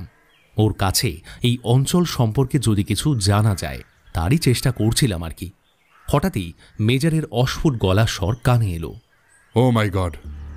তাকিয়ে দেখি মেজরের শরীর হঠাৎ শিকারী বাঘের মতো শক্ত হয়ে গেছে। তার হাতে বায়নাকুলার স্থিরভাবে ধরা, তার লক্ষ্য পাহাড়ের একটা নির্দিষ্ট দিকে। মুহূর্তে যেন শিহরণ খেলে গেল। কি দেখছেন মেজর? দ্রুত পায়ে মেজরের দিকে এগিয়ে গিয়ে বললাম, কি ব্যাপার মেজর, কিছু দেখতে পেলেন নাকি? মেজর গম্ভীর মুখে মাথা নাড়লেন, তারপর বায়নাকুলারটা আমার হাতে দিয়ে পাহাড়ের দিকে আঙুল তুলে বললেন, দেখো তো ব্রাদার, এই জিনিসটা আইডেন্টিফাই করতে পারো কিনা? তৎক্ষণাৎ দূরবীনটা তুলে ধরি চোখের সামনে। মেজর যেদিকে আঙুল তুলে দেখালেন সেদিকে অন্তত কয়েক মাইল দূরে পাহাড়ের গায়ে উঁচু গাছগুলোর মধ্যে অস্পষ্টভাবে কি যেন একটা দেখা যাচ্ছে। গাছপালার সবুজ আর পাহাড়ের পাথুরে রঙের মধ্যে একটা অন্য রকম কিছু, যেটা ঘন জঙ্গলের ছায়ার মধ্যে ঠিক বোঝা যাচ্ছে না। কি ওটা? প্রশ্নচিহ্ন মুখে নিয়ে মেজরের দিকে তাকাই। মেজর এদিক ওদিক দেখতে দেখতে যেন নিজের মনেই বললেন, না, এখানে কোনো রাস্তা নেই। এদিককার ঘন জঙ্গল ডিঙিয়ে ওদিকে যাওয়া যাবে না, কিন্তু যেতে তো হবেই। যেভাবেই হোক আমাদের পৌঁছতে হবে ওই জায়গাটায়, কারণ আমি যা ভাবছি তা যদি সত্যি হয়। বলতে বলতেই আচমকা ঘুরে দাঁড়িয়ে মেজর হাঁক পারলেন, Arindam, Pramit, come on brothers, we have to move immediately. গাড়ি এগোচ্ছে। মেজরের নির্দেশে ধীর গতিতে গাড়িটা এগোচ্ছে সামনের রাস্তা ধরে। এক বুক কৌতূহল নিয়ে আমরা একবার পাহাড়ের দিকে আর একবার রাস্তার দিকে নজর রেখে চলেছি। বাঁদিকে একই রকম মরু অঞ্চল, কিন্তু ডান দিকের জঙ্গলটা ক্রমশ যেন রাস্তার কাছে এগিয়ে আসছে। গোটা জঙ্গল জুড়ে পপলার, ঝাউ আর ম্যাপল গাছের সমারোহ। কিছুটা যাওয়ার পর হঠাৎ মেজর চেঁচিয়ে উঠলেন, স্টপ, স্টপ! ড্রাইভার সঙ্গে সঙ্গে গাড়ি দাঁড় করিয়ে দিল। চমকে তাকিয়ে দেখি আমাদের ডান দিকে 30-40 গজ দূরেই জঙ্গল, আর সেখান থেকেই একটা হাত 10 চওড়া রাস্তা বেরিয়ে এসে মিশেছে এই হাইওয়েতে। পরক্ষণে জঙ্গলের মাথার দিকে চোখ পড়তেই নিঃশ্বাস যেন বন্ধ হয়ে এলো। ঘন জঙ্গলে গাছের ডালপালার মধ্যে দেখা যাচ্ছে সেই জিনিসটা। এখন তার চেহারা স্পষ্ট, আর সেটা হলো একটা এরোপ্লেনের পাখা। দুর্দার করে নেমে পড়লাম গাড়ি থেকে। মেজর আগেই নেমেছেন। নেমেই লম্বা লম্বা পা ফেলে এগিয়ে চললেন ডান দিকের রাস্তায়। দল বেঁধে আমরাও চললাম মেজরের পেছনে পেছনে। একটু দূরে গিয়েই রাস্তাটা বাঁক খেয়ে হারিয়ে গেছে বনের ভেতর। আমরা সেই পথ ধরেই চললাম। বুকের ভিতরটা ঢিপ ঢিপ করছে। এটাই কি সেই হারানো এরোপ্লেন? এখান থেকেই কি সেই সিকিউরিটি লোকটা আহত অবস্থায় চলেছিল তোকসানের দিকে? তাহলে প্লেনের বাকি লোকেরা কোথায়? তাদের কি হলো? আর মমিটা, সেটা কি এখানে খুঁজে পাওয়া যাবে? যেতে যেতে মেজর হঠাৎ নিচু হয়ে বসে পড়লেন রাস্তায়। কিসের দাগ ওটা? ভালো করে দেখি বালির উপর একটা গাড়ির চাকার দাগ ফুটে আছে স্পষ্টভাবে। মেজর গম্ভীর মুখে উঠে দাঁড়ালেন। তারপর আঙুলের ইশারায় আমাদের আসতে বলে এগিয়ে চললেন বনের ভেতরে। স্তব্ধ, গম্ভীর পরিবেশ। প্রচণ্ড গরমে এর মধ্যেই যেন কাহিল হয়ে পড়েছি। মাঝে মাঝে পাহাড়ের গা থেকে রোদ্দুর প্রতিফলিত হয়ে চোখ ধাঁধিয়ে দিচ্ছে। তার মধ্যেই বড় বড় গাছগুলো দাঁড়িয়ে আছে নিশ্চুপ হয়ে, যেন প্রাচীন বৃদ্ধের দল অনুকম্পার চোখে তাকিয়ে দেখছে আমাদের। একটু এগোতেই জঙ্গলটা হালকা হয়ে গেল। খানিকটা দূরেই একটা ফাঁকা জমি। একটু দূরে গাছের ফাঁক দিয়ে এরোপ্লেনের চেহারাটাও এখন প্রায় দেখা যাচ্ছে। সেটা ওই ফাঁকা জমিটার একটু দূরেই বাঁদিকে কাত হয়ে পড়ে আছে, আর ডান দিকের পাখাটা গাছপালা ভেদ করে উঠে আছে উঁচুতে। আমরা আরও কয়েক পা এগোলাম।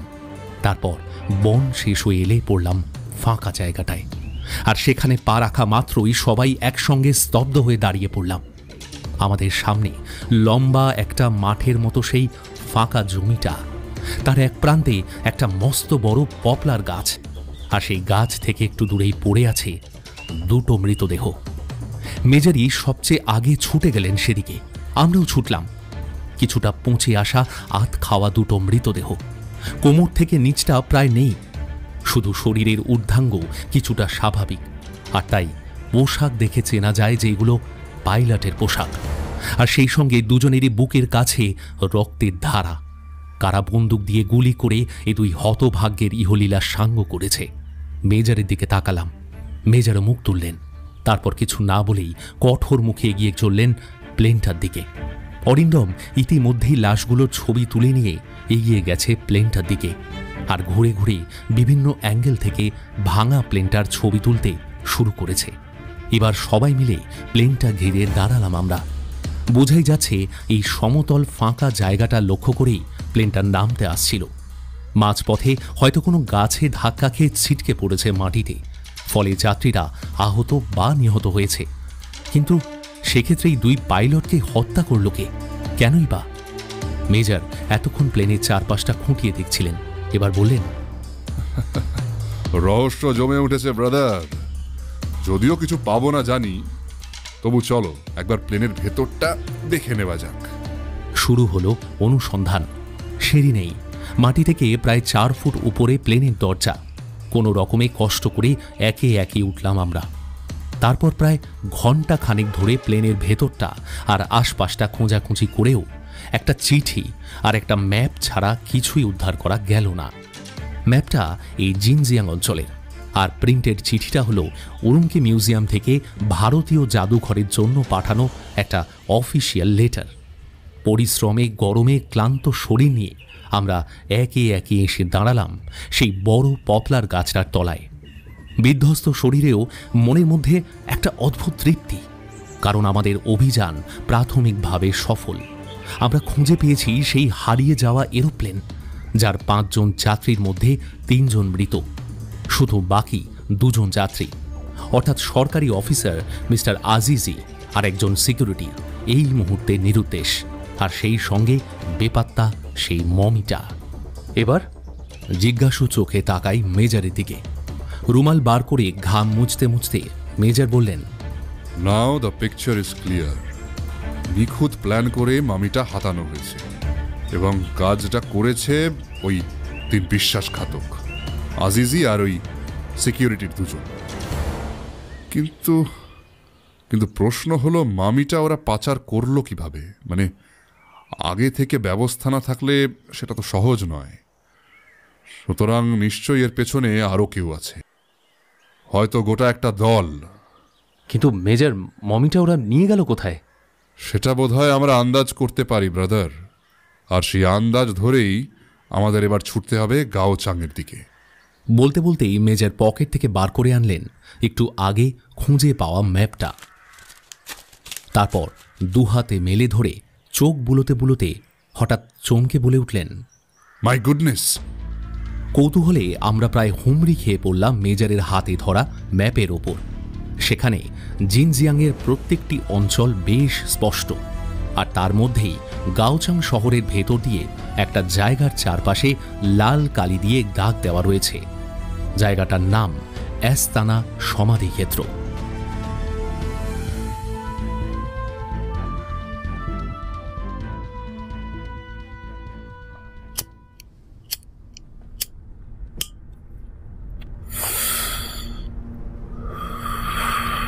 হুম 1978 সাল থেকে শুরু করে আজ পর্যন্ত এই তিয়ান শানের পাদদেশে 4টি বিভিন্ন অঞ্চল থেকে খুঁজে পাওয়া গেছে এই রহস্যময় মামিগুলো।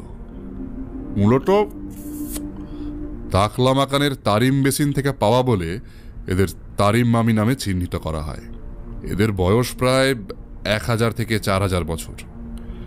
এই মামিগুলোর মধ্যে রাজা থেকে যোদ্ধা, গৃহবধূ থেকে চাষি, মানে সমাজের প্রায় সব স্তরেরই মানুষ রয়েছে। কিন্তু আশ্চর্যের ব্যাপার হলো, এদের মধ্যে এমন কিছু অতি প্রাচীন মামি পাওয়া গেছে যারা জাতিতে ককেশন, আর তাদের গায়ে ইউরোপিয়ান পোশাক, অথচ সেই আদ্যিকালে এখানে কোনো পশ্চিমী মানুষের থাকার কথাই নয়। তাহলে এর মানে কি দাঁড়ালো প্রমিত? বলে মেজর সরাসরি প্রমিতের দিকে দৃষ্টি ফেরালেন। উনি বসেছিলেন সামনের সিটে, ড্রাইভারের পাশে, আর আমরা 3 জন পেছনে। ছুটে চলেছি ঝাঁ চকচকে হাইওয়ে 312 ধরে তুরপান শহর থেকে পেরিয়ে গাওচাংয়ের পথে। সেখানে প্রাচীন নগরীর ধ্বংসস্তূপের কাছে অ্যাস্তানা সমাধিক্ষেত্র আমাদের লক্ষ্য। আসার পথে মাকসুদকে আমরা ওর গ্রামের কাছে নামিয়ে দিয়ে এসেছি। সে ওখান থেকেই কাল ফিরে যাবে হোটেলে। যদিও মাকসুদ আজকের দিনটা ওদের গ্রামে কাটিয়ে আসতে বলেছিল বারবার, কিন্তু মেজর 1 মুহূর্ত সময় নষ্ট করতে রাজি হননি। যত শীঘ্র সম্ভব পৌঁছে যেতে চেয়েছেন গাওচাং। আমাদের ড্রাইভার ইউসুফের নাকেও হয়তো অ্যাডভেঞ্চারের গন্ধ পৌঁছে গেছে, তাই না বলতেই গাড়ি ছুটিয়েছে তীর বেগে। বিকেলের আগেই তুরপান শহরে ঢোকার আগে একটা ছোট হোটেলে একবার থেমেছিলাম চা খাবার জন্য, তারপর সোজা গাওচাংয়ের দিকে। সে সময়ে কথায় কথায় এসে পড়েছিল এই তাকলামাকান আর রহস্যময় মমিগুলোর কথা, আর তা থেকেই এই কথাগুলোর সূত্রপাত। দীর্ঘ নীরবতা ভেঙে মেজর ফিরেছেন স্বমহিমায়, যার রেশ এখনও চলছে। প্রমিত হাঁ করে তাকিয়ে আছে দেখে মেজর হেসে উঠে বললেন, কি হলো, বুঝতে পারলে না তো? এর মানে হলো সেই প্রাচীন সিল্ক রোডের কিছু বিদেশি যাত্রীকেই এখানে খুঁজে পাওয়া গেছে মামি রূপে, যাদের হতভাগ্য জীবন সমাপ্ত হয়েছে এই মরুভূমিতেই। অথচ দেখো, এখানে কিন্তু এই অঞ্চলের মানুষরা মামিফিকেশন অর্থাৎ ওই মামি তৈরির পদ্ধতি জানতো না। কোনো রকমে দেহগুলোকে কবর দিয়ে দিত বালির তলায়। কিন্তু প্রকৃতির কি আশ্চর্য লীলা দেখো, এই পাথুরে মাটি আর অত্যাধিক উষ্ণ আবহাওয়া তাদের দেহগুলোকে অবিকৃত রেখেছে হাজার হাজার বছর ধরে। কি অদ্ভুত! আবার দেখো, সেই মধ্যযুগ থেকে আধুনিক যুগের গোড়া পর্যন্ত বিজ্ঞানসম্মত কোনো যন্ত্রপাতির তোয়াক্কা না করে স্রেফ প্রকৃতির নানা উপাদানের সহায়তায় মানুষ কি না সৃষ্টি করেছে।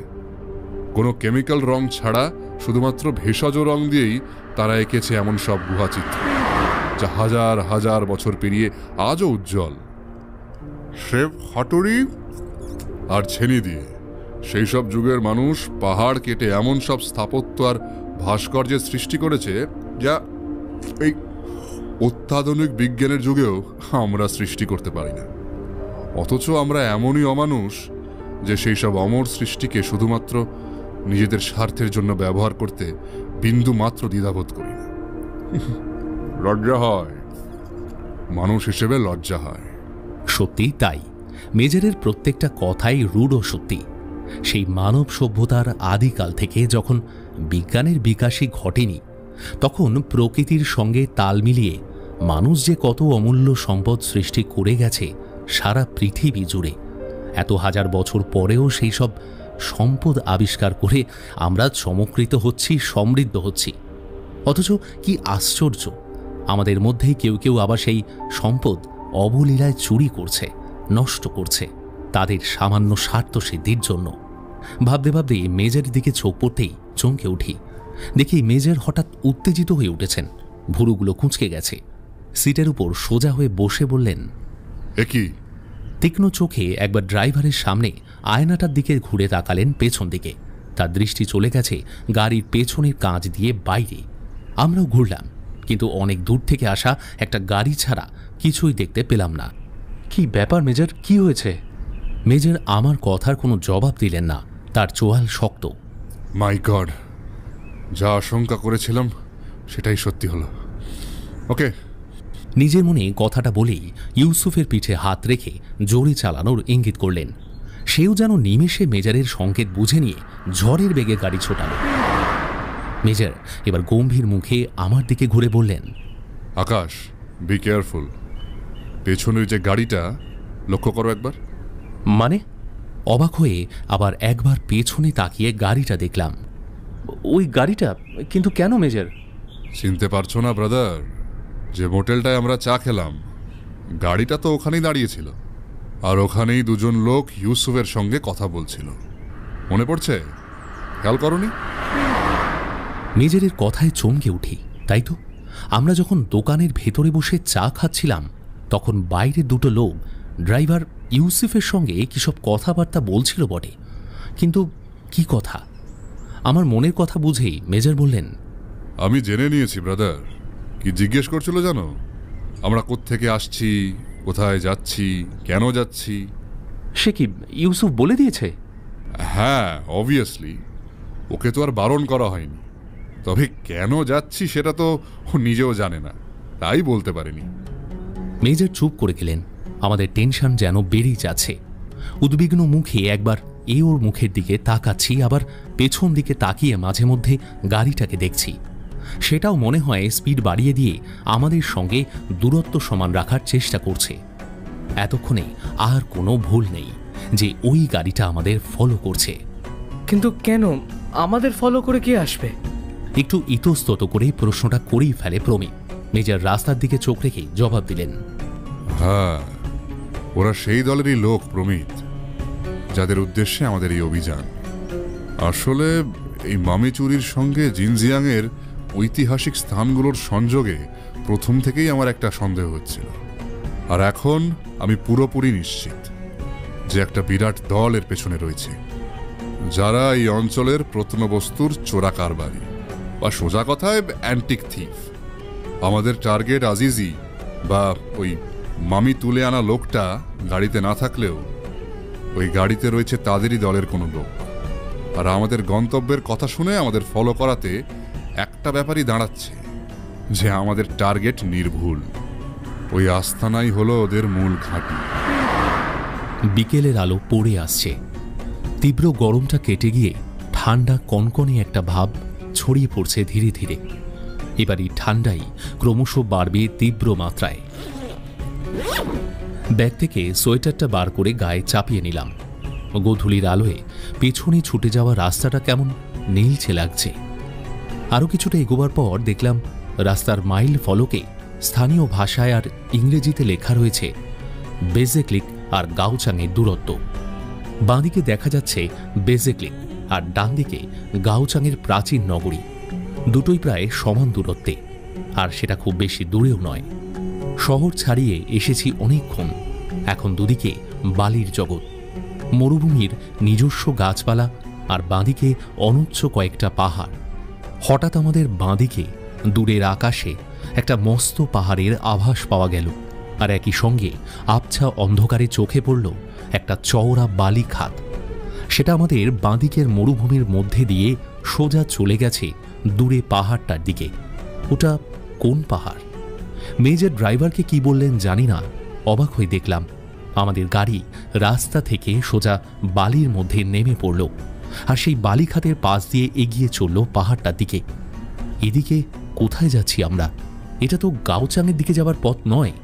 পেছন দিকে তাকিয়ে দেখি গাড়িটা রাস্তার ধারে দাঁড়িয়ে পড়েছে।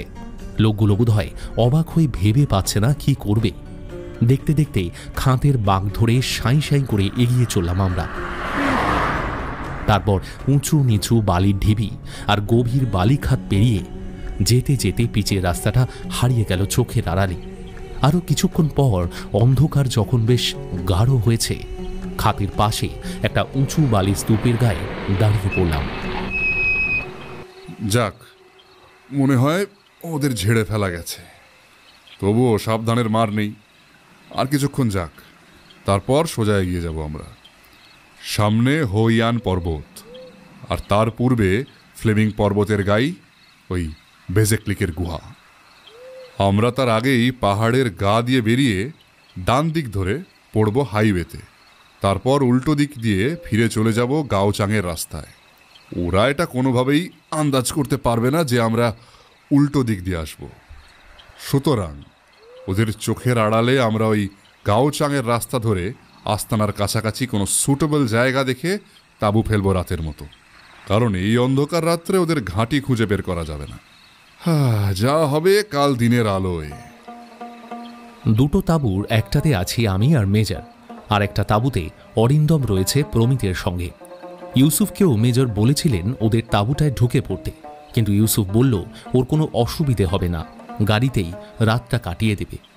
এরপর আমরা জোর করিনি ওকে। তখন কি আর জানতাম যে সেটাই সাপে বড় হতে চলেছে। অ্যাস্তানা থেকে একটু দূরেই আছি আমরা। চারিদিকে খাঁ খাঁ করা মরুভূমির মাঝখানে হারিয়ে যাওয়া সভ্যতা। একসময় যা ছিল ঐতিহ্যময় অপরূপ এক নগরী, আজ তা শুধুই এলোমেলো ছড়ানো এক বিস্তীর্ণ ধ্বংসাবশেষ। পাথরের ভাঙা বাড়ি, এবড়োখেবড়ো টানা পাঁচিল, ভেঙে পড়া স্তূপ। সেরকমই একটা উঁচু পাঁচিলের আড়াল দেখে তাঁবু ফেলেছি আমরা। হাড় হিম করা ঠান্ডা, সেই সঙ্গে ফাঁকা জায়গা বলে কনকনে হাওয়ার দাপট। কোনো রকমের সঙ্গে আনা খাবার খেয়ে ঢুকে পড়েছি স্লিপিং ব্যাগের ভেতরে। তারপর মেজরের সঙ্গে দু চারটে কথা বলতে না বলতেই সারাদিনের পরিশ্রমে ভারী হয়ে এলো চোখের পাতা। কাল সকালে আবার কি হবে কে জানে। কিভাবে ওদের ঘাঁটির খোঁজ পাবো, কিভাবে বা মোকাবিলা করব ক্রিমিনালগুলোর সঙ্গে, ভাবতে ভাবতে কখন যেন ঘুমিয়ে পড়েছি। হঠাৎ একটা প্রবল ঝাঁকুনির চোটে চমকে জেগে উঠলাম। ঘুম ঝরানো চোখে দেখি মেজর আমায় ঝাঁকাতে ঝাঁকাতে বলছেন, ব্রাদার ওঠো, ওঠো, জলদি ওঠো, সাংঘাতিক ব্যাপার ঘটে গেছে। ফ্যাল ফ্যাল করে তাকিয়ে জিজ্ঞেস করলাম, কি হয়েছে মেজর, কি হয়েছে? প্রমিতকে খুঁজে পাওয়া যাচ্ছে না ব্রাদার। ওদিকে অরিন্দম বেহুশ। নিমেষে ঘুমের আবেশ কেটে গেল। চমকে উঠে বসে বললাম, মানেটাই তো জানা দরকার ব্রাদার। চটপট এসো, চটপট এসো। বলেই মেজর তাঁবুর বাইরে বেরিয়ে গেলেন। আমিও ধর্মর করে উঠে বাইরে বেরোলাম। আকাশে ভোরের আলো ফুটছে একটু একটু করে। সেই আলোয় চারপাশটা বড় সুন্দর, যেন ইতিহাসের মধ্যে ঢুকে পড়েছি আমরা। কিন্তু এখন এসব উপভোগের সময় নয়। মেজর কোথায়? পাশের তাঁবুতে। কিন্তু আমাদের গাড়িটা সেটা কই? ওই তো ওদিকটাই ছিল। হতবাক হয়ে আশেপাশে দৃষ্টি ফেরাই, না গাড়িটা নেই, আর ইউসুফও নেই। মাথা কাজ করছে না। বিমূঢ়ের মতো গিয়ে ঢুকলাম অরিন্দমদের তাঁবুতে। দেখি অরিন্দম মাটিতে পড়ে আছে অজ্ঞান হয়ে। পাশে পড়ে আছে প্রমিতের স্লিপিং ব্যাগটা, আর অরিন্দমের মাথার কাছে বসে তার চোখে মুখে জলের ছিটে দিচ্ছেন মেজর। আমায় দেখে বললেন, ক্লোরোফর্ম দিয়ে অজ্ঞান করেছে দুজনকে। তারপর প্রমিতের অচেতন দেহটাকে ব্যাগ থেকে বার করে বয়ে নিয়ে গেছে। কিন্তু মেজর গাড়িটা নেই, তার মানে কি ইউসুফ আসলে ওদেরই লোক? আর ওরই গাড়িতে করে প্রমিতকে? ব্যাপারটা আমাকেও ভাবিয়ে তুলেছে ব্রাদার, কিন্তু সব কিছুর আগে অরিন্দমের জ্ঞানটা ফেরা দরকার। এই বলে আবার মন দিলেন অরিন্দমের দিকে। মেজরের নির্লিপ্ত ভাব দেখে অস্থির হয়ে উঠলাম, অথচ কি করব কিছুই জানি না। আর ঠিক সেই সময় বাইরে একটা গাড়ির আওয়াজ পেলাম, খুব মৃদু আওয়াজ, কিন্তু সেটা যে কোনো গাড়ির ইঞ্জিনের শব্দ তাতে কোনো ভুল নেই।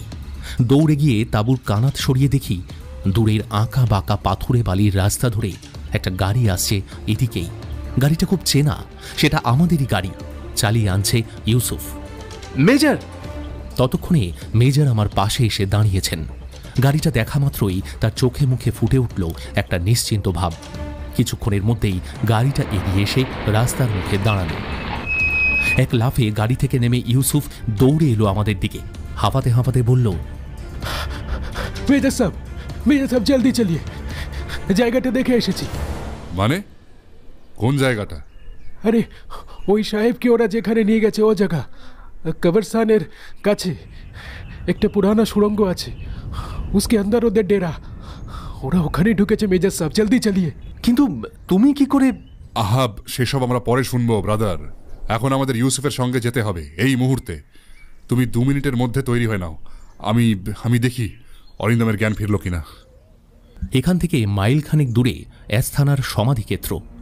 যেতে যেতে ইউসুফের কাছে শোনা গেল সব। মাঝরাতে অস্পষ্ট একটা শব্দে ঘুম ভেঙে যায় ইউসুফের। চোখ মেলতেই দেখে প্রায় নিঃশব্দে একটা গাড়ি এসে দাঁড়িয়েছে রাস্তার বাঁকে। দেখেই চিনে যায় ইউসুফ।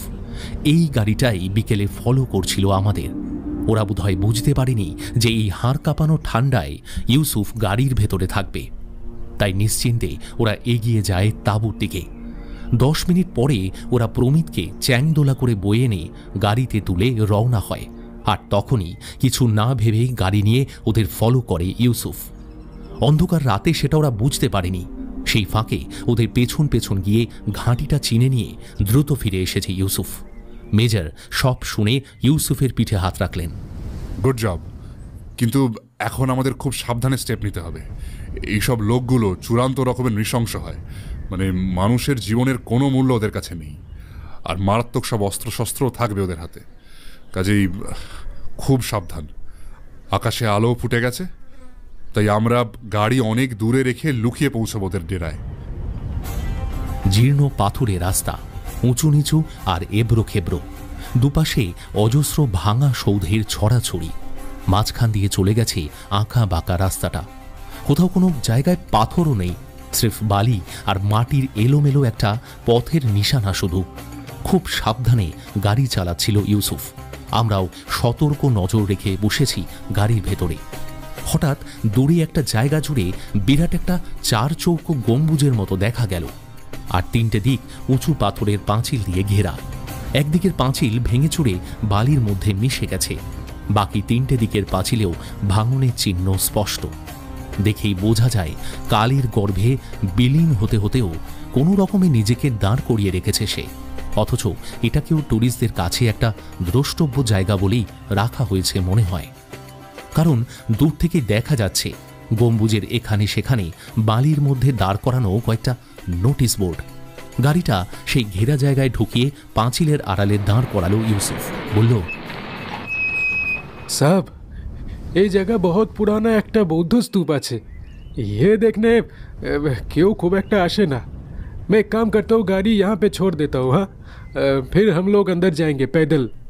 আচ্ছা, সুড়ঙ্গটা এখান থেকে কত দূর ইউসুফ? बहुत ज़्यादा दूर नहीं साहब, ये सामने ही আছে। এই যে পশ্চিম দিকে কেল্লার মতো গেট দেখছেন, इसके अंदर है कब्रस्तान। ওখান থেকে দক্ষিণ बराबर যে পাঁচিলটা পেরোলেই ये भांगा मस्जिद আছে। और उसके बिल्कुल बगल में है वो ও কে বলতে ও সুরঙ্গটা, যেখানেই দুশ্মনদের ঘাঁটি। বাহ, তাহলে চলো এই পাঁচিলের গা ঘেঁষে আমরা এগিয়ে যাই সুড়ঙ্গটার দিকে। हाँ सब, लेकिन बहुत होशियार रहना पड़ेगा। ये कब्रिस्ताने किंतु पहरादार থাকতে পারে, और वो पहरादार के अंदर एक दो दुश्मन के लोग भी থাকতে পারে। মেজর অর্থপূর্ণ ভঙ্গিতে আমাদের দিকে চেয়ে মাথা নাড়লেন, অর্থাৎ সতর্ক থাকার ইঙ্গিত। তারপর নিঃশব্দে চলা শুরু হলো। স্তূপের ভেতর দিকে দেওয়ালের ভাঙা অংশ দিয়ে বাইরে বেরোতেই উঁচু নিচু বালির ঢিপি। সন্তর্পণে হাঁটু গেড়ে বসে সেই জায়গাটা পেরোলাম আমরা। তারপর একে একে পাঁচিলের ধারে, এবার সেই পাঁচিলের আড়াল দিয়ে দক্ষিণে সুড়ঙ্গ লক্ষ্য করে চলতে শুরু করলাম।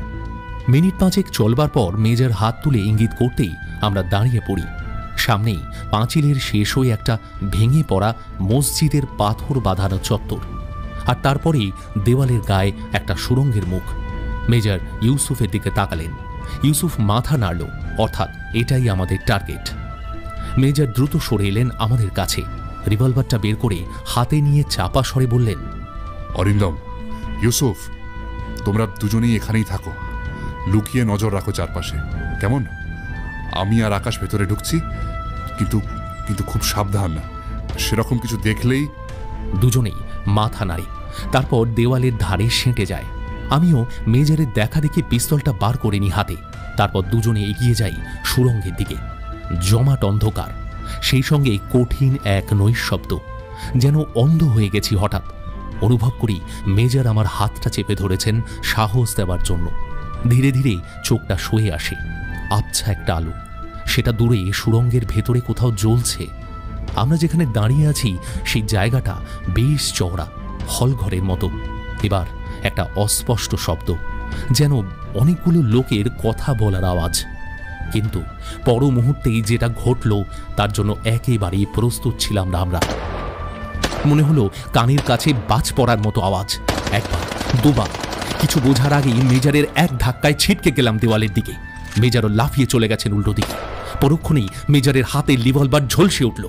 পরপর গুলি বৃষ্টি করতে করতে মেজর বললেন, ব্রাদার, গুলি চালাও, দাঁড়িয়ে থেকো না, চালাও। মুহূর্তের হতভম্ব ভাবটা তখন কেটে গেছে। আমি অন্ধকার লক্ষ্য করে গুলি চালাতে শুরু করি। পরপর 4টি গুলি ছোড়ার পর অতর্কিতে এক আর্তনাদ, তারপরই ধূপধাপ পায়ের শব্দ। ওপাশ থেকে যারা গুলি ছুটছিল তারা রণে ভঙ্গ দিয়ে পালাতে শুরু করেছে। কিন্তু কোথায় পালাচ্ছে ওরা? তাহলে কি ওদিক দিয়ে আর কোনো রাস্তা আছে বেরোবার? প্রায় সঙ্গে সঙ্গেই প্রশ্নের উত্তরটা পেয়ে গেলাম। সুড়ঙ্গের ভেতর দিয়ে আচমকা একটা বিস্ফোরণের শব্দ। মেজারা যেন তৈরি ছিলেন। আওয়াজটা পাওয়া মাত্রই টর্চ জেলে তিনি এগিয়ে গেলেন সামনের দিকে। পেছনেই আমি। সামনেই একটা গলিপথ, তার শেষে একটা টিমটিমে আলো। বাঁদিকে একটা ঘর। মেজার উদ্ধত অস্ত্র নিয়ে ঢুকে পড়লেন সেখানে। পর মুহূর্তেই তার চিৎকার, ও মাই গড! পলকে শীত দ্বারায় যেন একটা কাঁপুনি ধরে গেল। লাফিয়ে ঢুকে পড়লাম ঘরের ভেতরে। আর ঢুকেই যা দেখলাম সেই মুহূর্তের বিস্ময়ে যেন জীবনে কোনো দিন ভোলা যাবে না। দেখি দেওয়ালে ঠেস দিয়ে বসে আছে প্রমিত, হাত দুটো পেছনে বাঁধা। কপাল থেকেই দরদর করে ঘাম ঝরছে। চোখে মুখে ভয় আর অসহায়তা মিলিয়ে একটা করুণ অভিব্যক্তি। কিন্তু কেন? এবার ওর বুকের কাছে চোখ পড়তেই জবাবটা পেয়ে গেলাম। সেই সঙ্গে একটা হিম আতঙ্কে শরীরটা ঠান্ডা হয়ে গেল। প্রমিতের বুকে ঝুলছে একটা চৌকো বাক্স, যাতে লাগানো একটা ডিজিটাল ঘড়িতে কাউন্টডাউন চলছে। সেকেন্ডে সেকেন্ডে কমে আসছে সময়। বোমা! ওরা প্রমিতের দেহে টাইম বোমা ফিট করে গেছে। প্রায় চিৎকার করেই উঠতে যাচ্ছিলাম, কিন্তু মুহূর্তে মেজরের দিকে চোখ পড়তেই চুপ করে গেলাম। মেজর তীরের মতো ছুটে গিয়ে বসে পড়েছেন প্রমিতের সামনে। তারপর বোমাটার দিকে একবার চোখ বুলিয়ে চেঁচিয়ে উঠেছেন, কাটার, কাটার, একটা কাটার চাই, ছুরি কাঁচি যা হোক কিছু একটা চাই, মাত্র 8 মিনিট সময় আছে হাতে। কথাটা বলেই পাগলের মতো ঘরের এদিক ওদিকে দেখতে লাগলেন মেজর। কিন্তু ঘরে একটা আলমারি আর টেবিল ছাড়া প্রায় কিছুই নেই। আমি হতভম্বের মতো দাঁড়িয়ে। আচমকা মনে পড়ে গেল পিঠের ব্যাগে শেভিং সেটে একটা ছোট্ট কাঁচি আছে। ঝড়ের বেগে ব্যাগটা খুলে কাঁচিটা বের করলাম। আর মেজরও বিদ্যুৎ বেগে সেটা ছিনিয়ে নিয়ে বসে পড়লেন প্রমিতের সামনে। তারপর কেটে গেল দম বন্ধ করা কয়েকটা মিনিট। বিস্ফারিত চোখে দেখছি প্রত্যেক সেকেন্ডে একটু একটু করে এগিয়ে আসছে সেই চরম মুহূর্ত। কিন্তু মেজর কি অদ্ভুত ঠান্ডা মস্তিষ্কে রঙিন তারগুলো ঘেঁটে চলেছেন আর বিড়বিড় করে বলে চলেছেন, ডোন্ট ওয়ারি প্রতিম, ভরসা রাখো, একটু ভরসা রাখো। আমার মিলিটারি শিক্ষার চরম পরীক্ষা আজ, হয় এসপার নয় ওসপার। বলতে বলতেই দেখলাম মেজর হঠাৎ স্তব্ধ হয়ে গেলেন। তারপর ধীরে, খুব ধীরে কাঁচিটা দিয়ে একটা হলুদ রঙের তার কট করে কেটে দিলেন। 1 সেকেন্ড, 2 সেকেন্ড, তারপরই ডিজিটাল ডিসপ্লের আলোটা নিভে গেল। উল্লাসে চিৎকার করে লাফিয়ে উঠলেন major. Yes, yes, the bomb has diffused. কথাটা শোনা মাত্র প্রমিত এলিয়ে পড়ল মাটিতে। এতক্ষণের উদ্বেগ আর শরীর নিতে পারছে না তার। মেজর ঝটপটর শরীর থেকে বোমাটা খুলে নিয়ে দরজার দিকে এগোতে এগোতে বললেন, কুইক ব্রাদার, প্রমিতকে তোলো, আমি এদিকটা দেখছি। 2 মিনিটের মধ্যেই জেগে উঠল প্রমিত। চোখ খুলেই বলল, মেজর মেজর ওরা পিছন দিয়ে পালিয়েছে। যাওয়ার সময় সুরঙ্গের মুখটা ব্লাস্ট করে দিয়ে গেছে। হ্যাঁ, সেরকমই মনে হলো, কিন্তু ওরা কারা প্রমিত? সাংঘাতিক একটা দল মেজর। চাপদাড়িওয়ালা একটা লোক ওদের লিডার। তবে আজিজি বলে একজন আছে ওদের সঙ্গে, আমি শুনেছি। কিন্তু জিনিসগুলো কোথায়? হায় ভগবান! কি জিনিস? দুর্মূল্য সব প্রত্ন সামগ্রী মেজর। পেছনে একটা ঘরে, সেগুলো। বুঝেছি, ঘরটা দেখাবে চলো প্রমিত, হাতে একদম সময় নেই। 3 জনেই দ্রুত ঘর থেকে বেরোলাম। চারিদিকে শুনশান, একটা মৃত্যুপুরীর মতো থমথম করছে জায়গাটা। সরু গলিপথটা গিয়ে ডান দিকে বেঁকেছে। ঘুরেই চমকে উঠলাম। একটু দূরেই একটা সিঁড়ি, তার মুখে বড় বড় পাথর ভেঙে মুখটা বন্ধ। আর সামনেই একটা ঘর। ঘরে ঢুকতেই একটা অদ্ভুত গন্ধ পেলাম, পুরনো জিনিসের চাপা একটা গন্ধ। ঘরটা জুড়ে রাশি রাশি কাঠের বাক্স, বোর্ড আর থার্মোকল জাতীয় প্যাকিং, যেগুলো অধিকাংশই ফাঁকা। তার মধ্যেই চোখে পড়ল কয়েকটা বিশাল ফ্রেস্কো পাথরের মূর্তি আর ভাস্কর্য। এক নজরে দেখে বোঝা যায় সেগুলো এই অঞ্চলের বিভিন্ন ঐতিহাসিক স্পট থেকে তুলে আনা। আর সেই সঙ্গে, হ্যাঁ, কোনো সন্দেহ নেই, এক পাশে রাখা ওই লম্বা বাক্সটার মধ্যেই আছে আমাদের টার্গেট, সেই মমিটা। 3 জনে একসঙ্গে দৌড়ে গেলাম সেদিকে। মেজর মাটিতে বসে ডালাটার গায়ে হাত দিলেন খোলবার জন্য। আর ঠিক তখনই আমার কানে ভেসে এলো একটা শব্দ, চাপা কিন্তু ভয়ঙ্কর সেই শব্দ। শিউরে উঠে মেজরের হাতটা চেপে ধরে ডাকলাম, মেজর। মেজর অবাক হয়ে ফিরে তাকালেন, আর পরক্ষণেই তার কানেও পৌঁছে গেল শব্দটা। নিস্তব্ধ ঘরের ওপাশের কোণ থেকে শব্দটা আসছে। সঙ্গে সঙ্গে ভয়ঙ্কর একটা চিৎকার করে লাফিয়ে উঠলেন মেজর। ও নো! তারপর এক হ্যাঁচকায় 2 জনকে টেনে নিয়ে ঘরের বাইরে। প্রাণ ভয় হুড়মুড় করে গলিপথটা পেরিয়ে সুরঙ্গের মুখে পৌঁছানো মাত্র পেছনে প্রচণ্ড বিস্ফোরণের শব্দ। এক ধাক্কায় ছিটকে পড়লাম বাইরে। তারপর আবার বিস্ফোরণ, একের পর এক। দৌড়ে এসেছে অরিন্দম আর ইউসুফ, আর আচমকা বিস্ফোরণের শব্দ শুনে দূরের সমাধি ক্ষেত্র থেকে ছুটে আসছে কয়েকজন রক্ষী। আমরা তখনও মুহ্যমান অবস্থায়, কিন্তু মেজরের তুলনা মেজরই। পলকে নিজেকে সামলে নিয়ে উঠে দাঁড়িয়ে বললেন, অরিন্দম, ওরা কোন দিকে গেল? দেখেছো ওদের? হ্যাঁ মেজর, দেখেছি। মসজিদের পেছনের রাস্তায় একটা বিরাট ভ্যান দাঁড়িয়েছিল, আগে খেয়াল করিনি। একটু আগেই সেই 7-8 জন লোক গাড়িটা চালিয়ে বেরিয়ে গেল হাইওয়ের দিকে। শব্দ পেয়ে দৌড়ে গিয়ে দেখি যে ঠিক ওরা বেরিয়ে যাচ্ছে। তবে মেজর, আমিও কিন্তু ছাড়িনি। দূর থেকে টেলিলেন্সে বেশ কয়েকটা ফটো তুলে নিয়েছি। গুড, ওগুলো কাজে লাগবে। ওরা এখনকার মতো পালালো বটে, তবে বারবার তো আর পারবে না। আর তখনই ফটোগুলো ওদের পাকড়াও করতে সাহায্য করবে। তবে আমরা নয়, সে কাজ করবে এবার চীন সরকার। আমাদের কাজ এখানেই শেষ। কিন্তু মেজর, এমন হাতের কাছে এসে অমূল্য মামিটা ধ্বংস হয়ে গেল, সেই সঙ্গে ওসব দুষ্প্রাপ্য মূর্তি, ফ্রেস্কো। বুঝতে পারছি প্রমিত, বুঝতে পারছি। আর্কিওলজির লোক হিসেবে এ ব্যাপারে সবচেয়ে আক্ষেপ তোমারই হচ্ছে। কিন্তু আমাদের আর কি করার আছে বলো? ধরা পড়ার ভয়ে ওরা তো ঘাঁটিটাই উড়িয়ে দিয়ে পালালো। যদিও ছোটোখাটো যা কিছু ছিল সেসব ওরা সঙ্গে নিয়েই গেছে, আর গেছে ওদের অন্য কোনো ঘাঁটির দিকেই, এ আমার স্থির বিশ্বাস। কিন্তু মনে রেখো, ধরা ওদের পড়তেই হবে, আজ না হোক কাল। আর তখনই ওইসব দুর্মূল্য বস্তুগুলো আমরা ফিরে পাব, আর তারপর যথাস্থানে সেগুলো আবার বিরাজ করবে আগামী দিনের দর্শকদের অপেক্ষায়। মেজরের কথায় একটা সংকল্পের ভাব, চোখে মুখে আত্মপ্রত্যয়। দেখতে দেখতে আমরাও যেন উদ্বুদ্ধ হয়ে উঠি। মনে মনে শপথ নিই, যতদিন পারব অন্যায়ের বিরুদ্ধে এভাবেই রুখে দাঁড়াবো। সুড়ঙ্গের মধ্যে তখনও মুহুর্মুহু বিস্ফোরণ ঘটে চলেছে। লেলিহান আগুনের শিখা বেরিয়ে আসছে সুড়ঙ্গের মুখ দিয়ে। চোখ ফিরিয়ে নিয়ে তাকাই উল্টো দিকে। সেখানে ভোরের আলোয় নির্বিকার হয়ে শুয়ে আছে শাশ্বত ইতিহাস, গাওচাঙের প্রাচীন ধ্বংসাবশেষ। এভাবেই আরো কয়েকশো বছর ওরা এভাবেই থেকে যাবে, প্রকৃতির রোদ ঝড় জল উপেক্ষা করে। পৃথিবীর নানা প্রান্ত থেকে টুরিস্টরা আসবে, প্রাচীন ইতিহাসের স্বাদ নেবে, স্পর্শ নেবে। তারপর হয়তো সুদূর কোনো ভবিষ্যতে এই প্রাচীন শহর একটু একটু করে বিলীন হয়ে যাবে সীমাহীন বালির সাম্রাজ্যে। পড়ে থাকবে শুধুই খাঁ খাঁ করা এক শূন্য মরুভূমি। একটা দীর্ঘশ্বাস ফেলে ফিরে তাকালাম। একটু দূরেই গাড়ি নিয়ে দাঁড়িয়ে আছে ইউসুফ, আমাদের ফিরে যাবার অপেক্ষায়।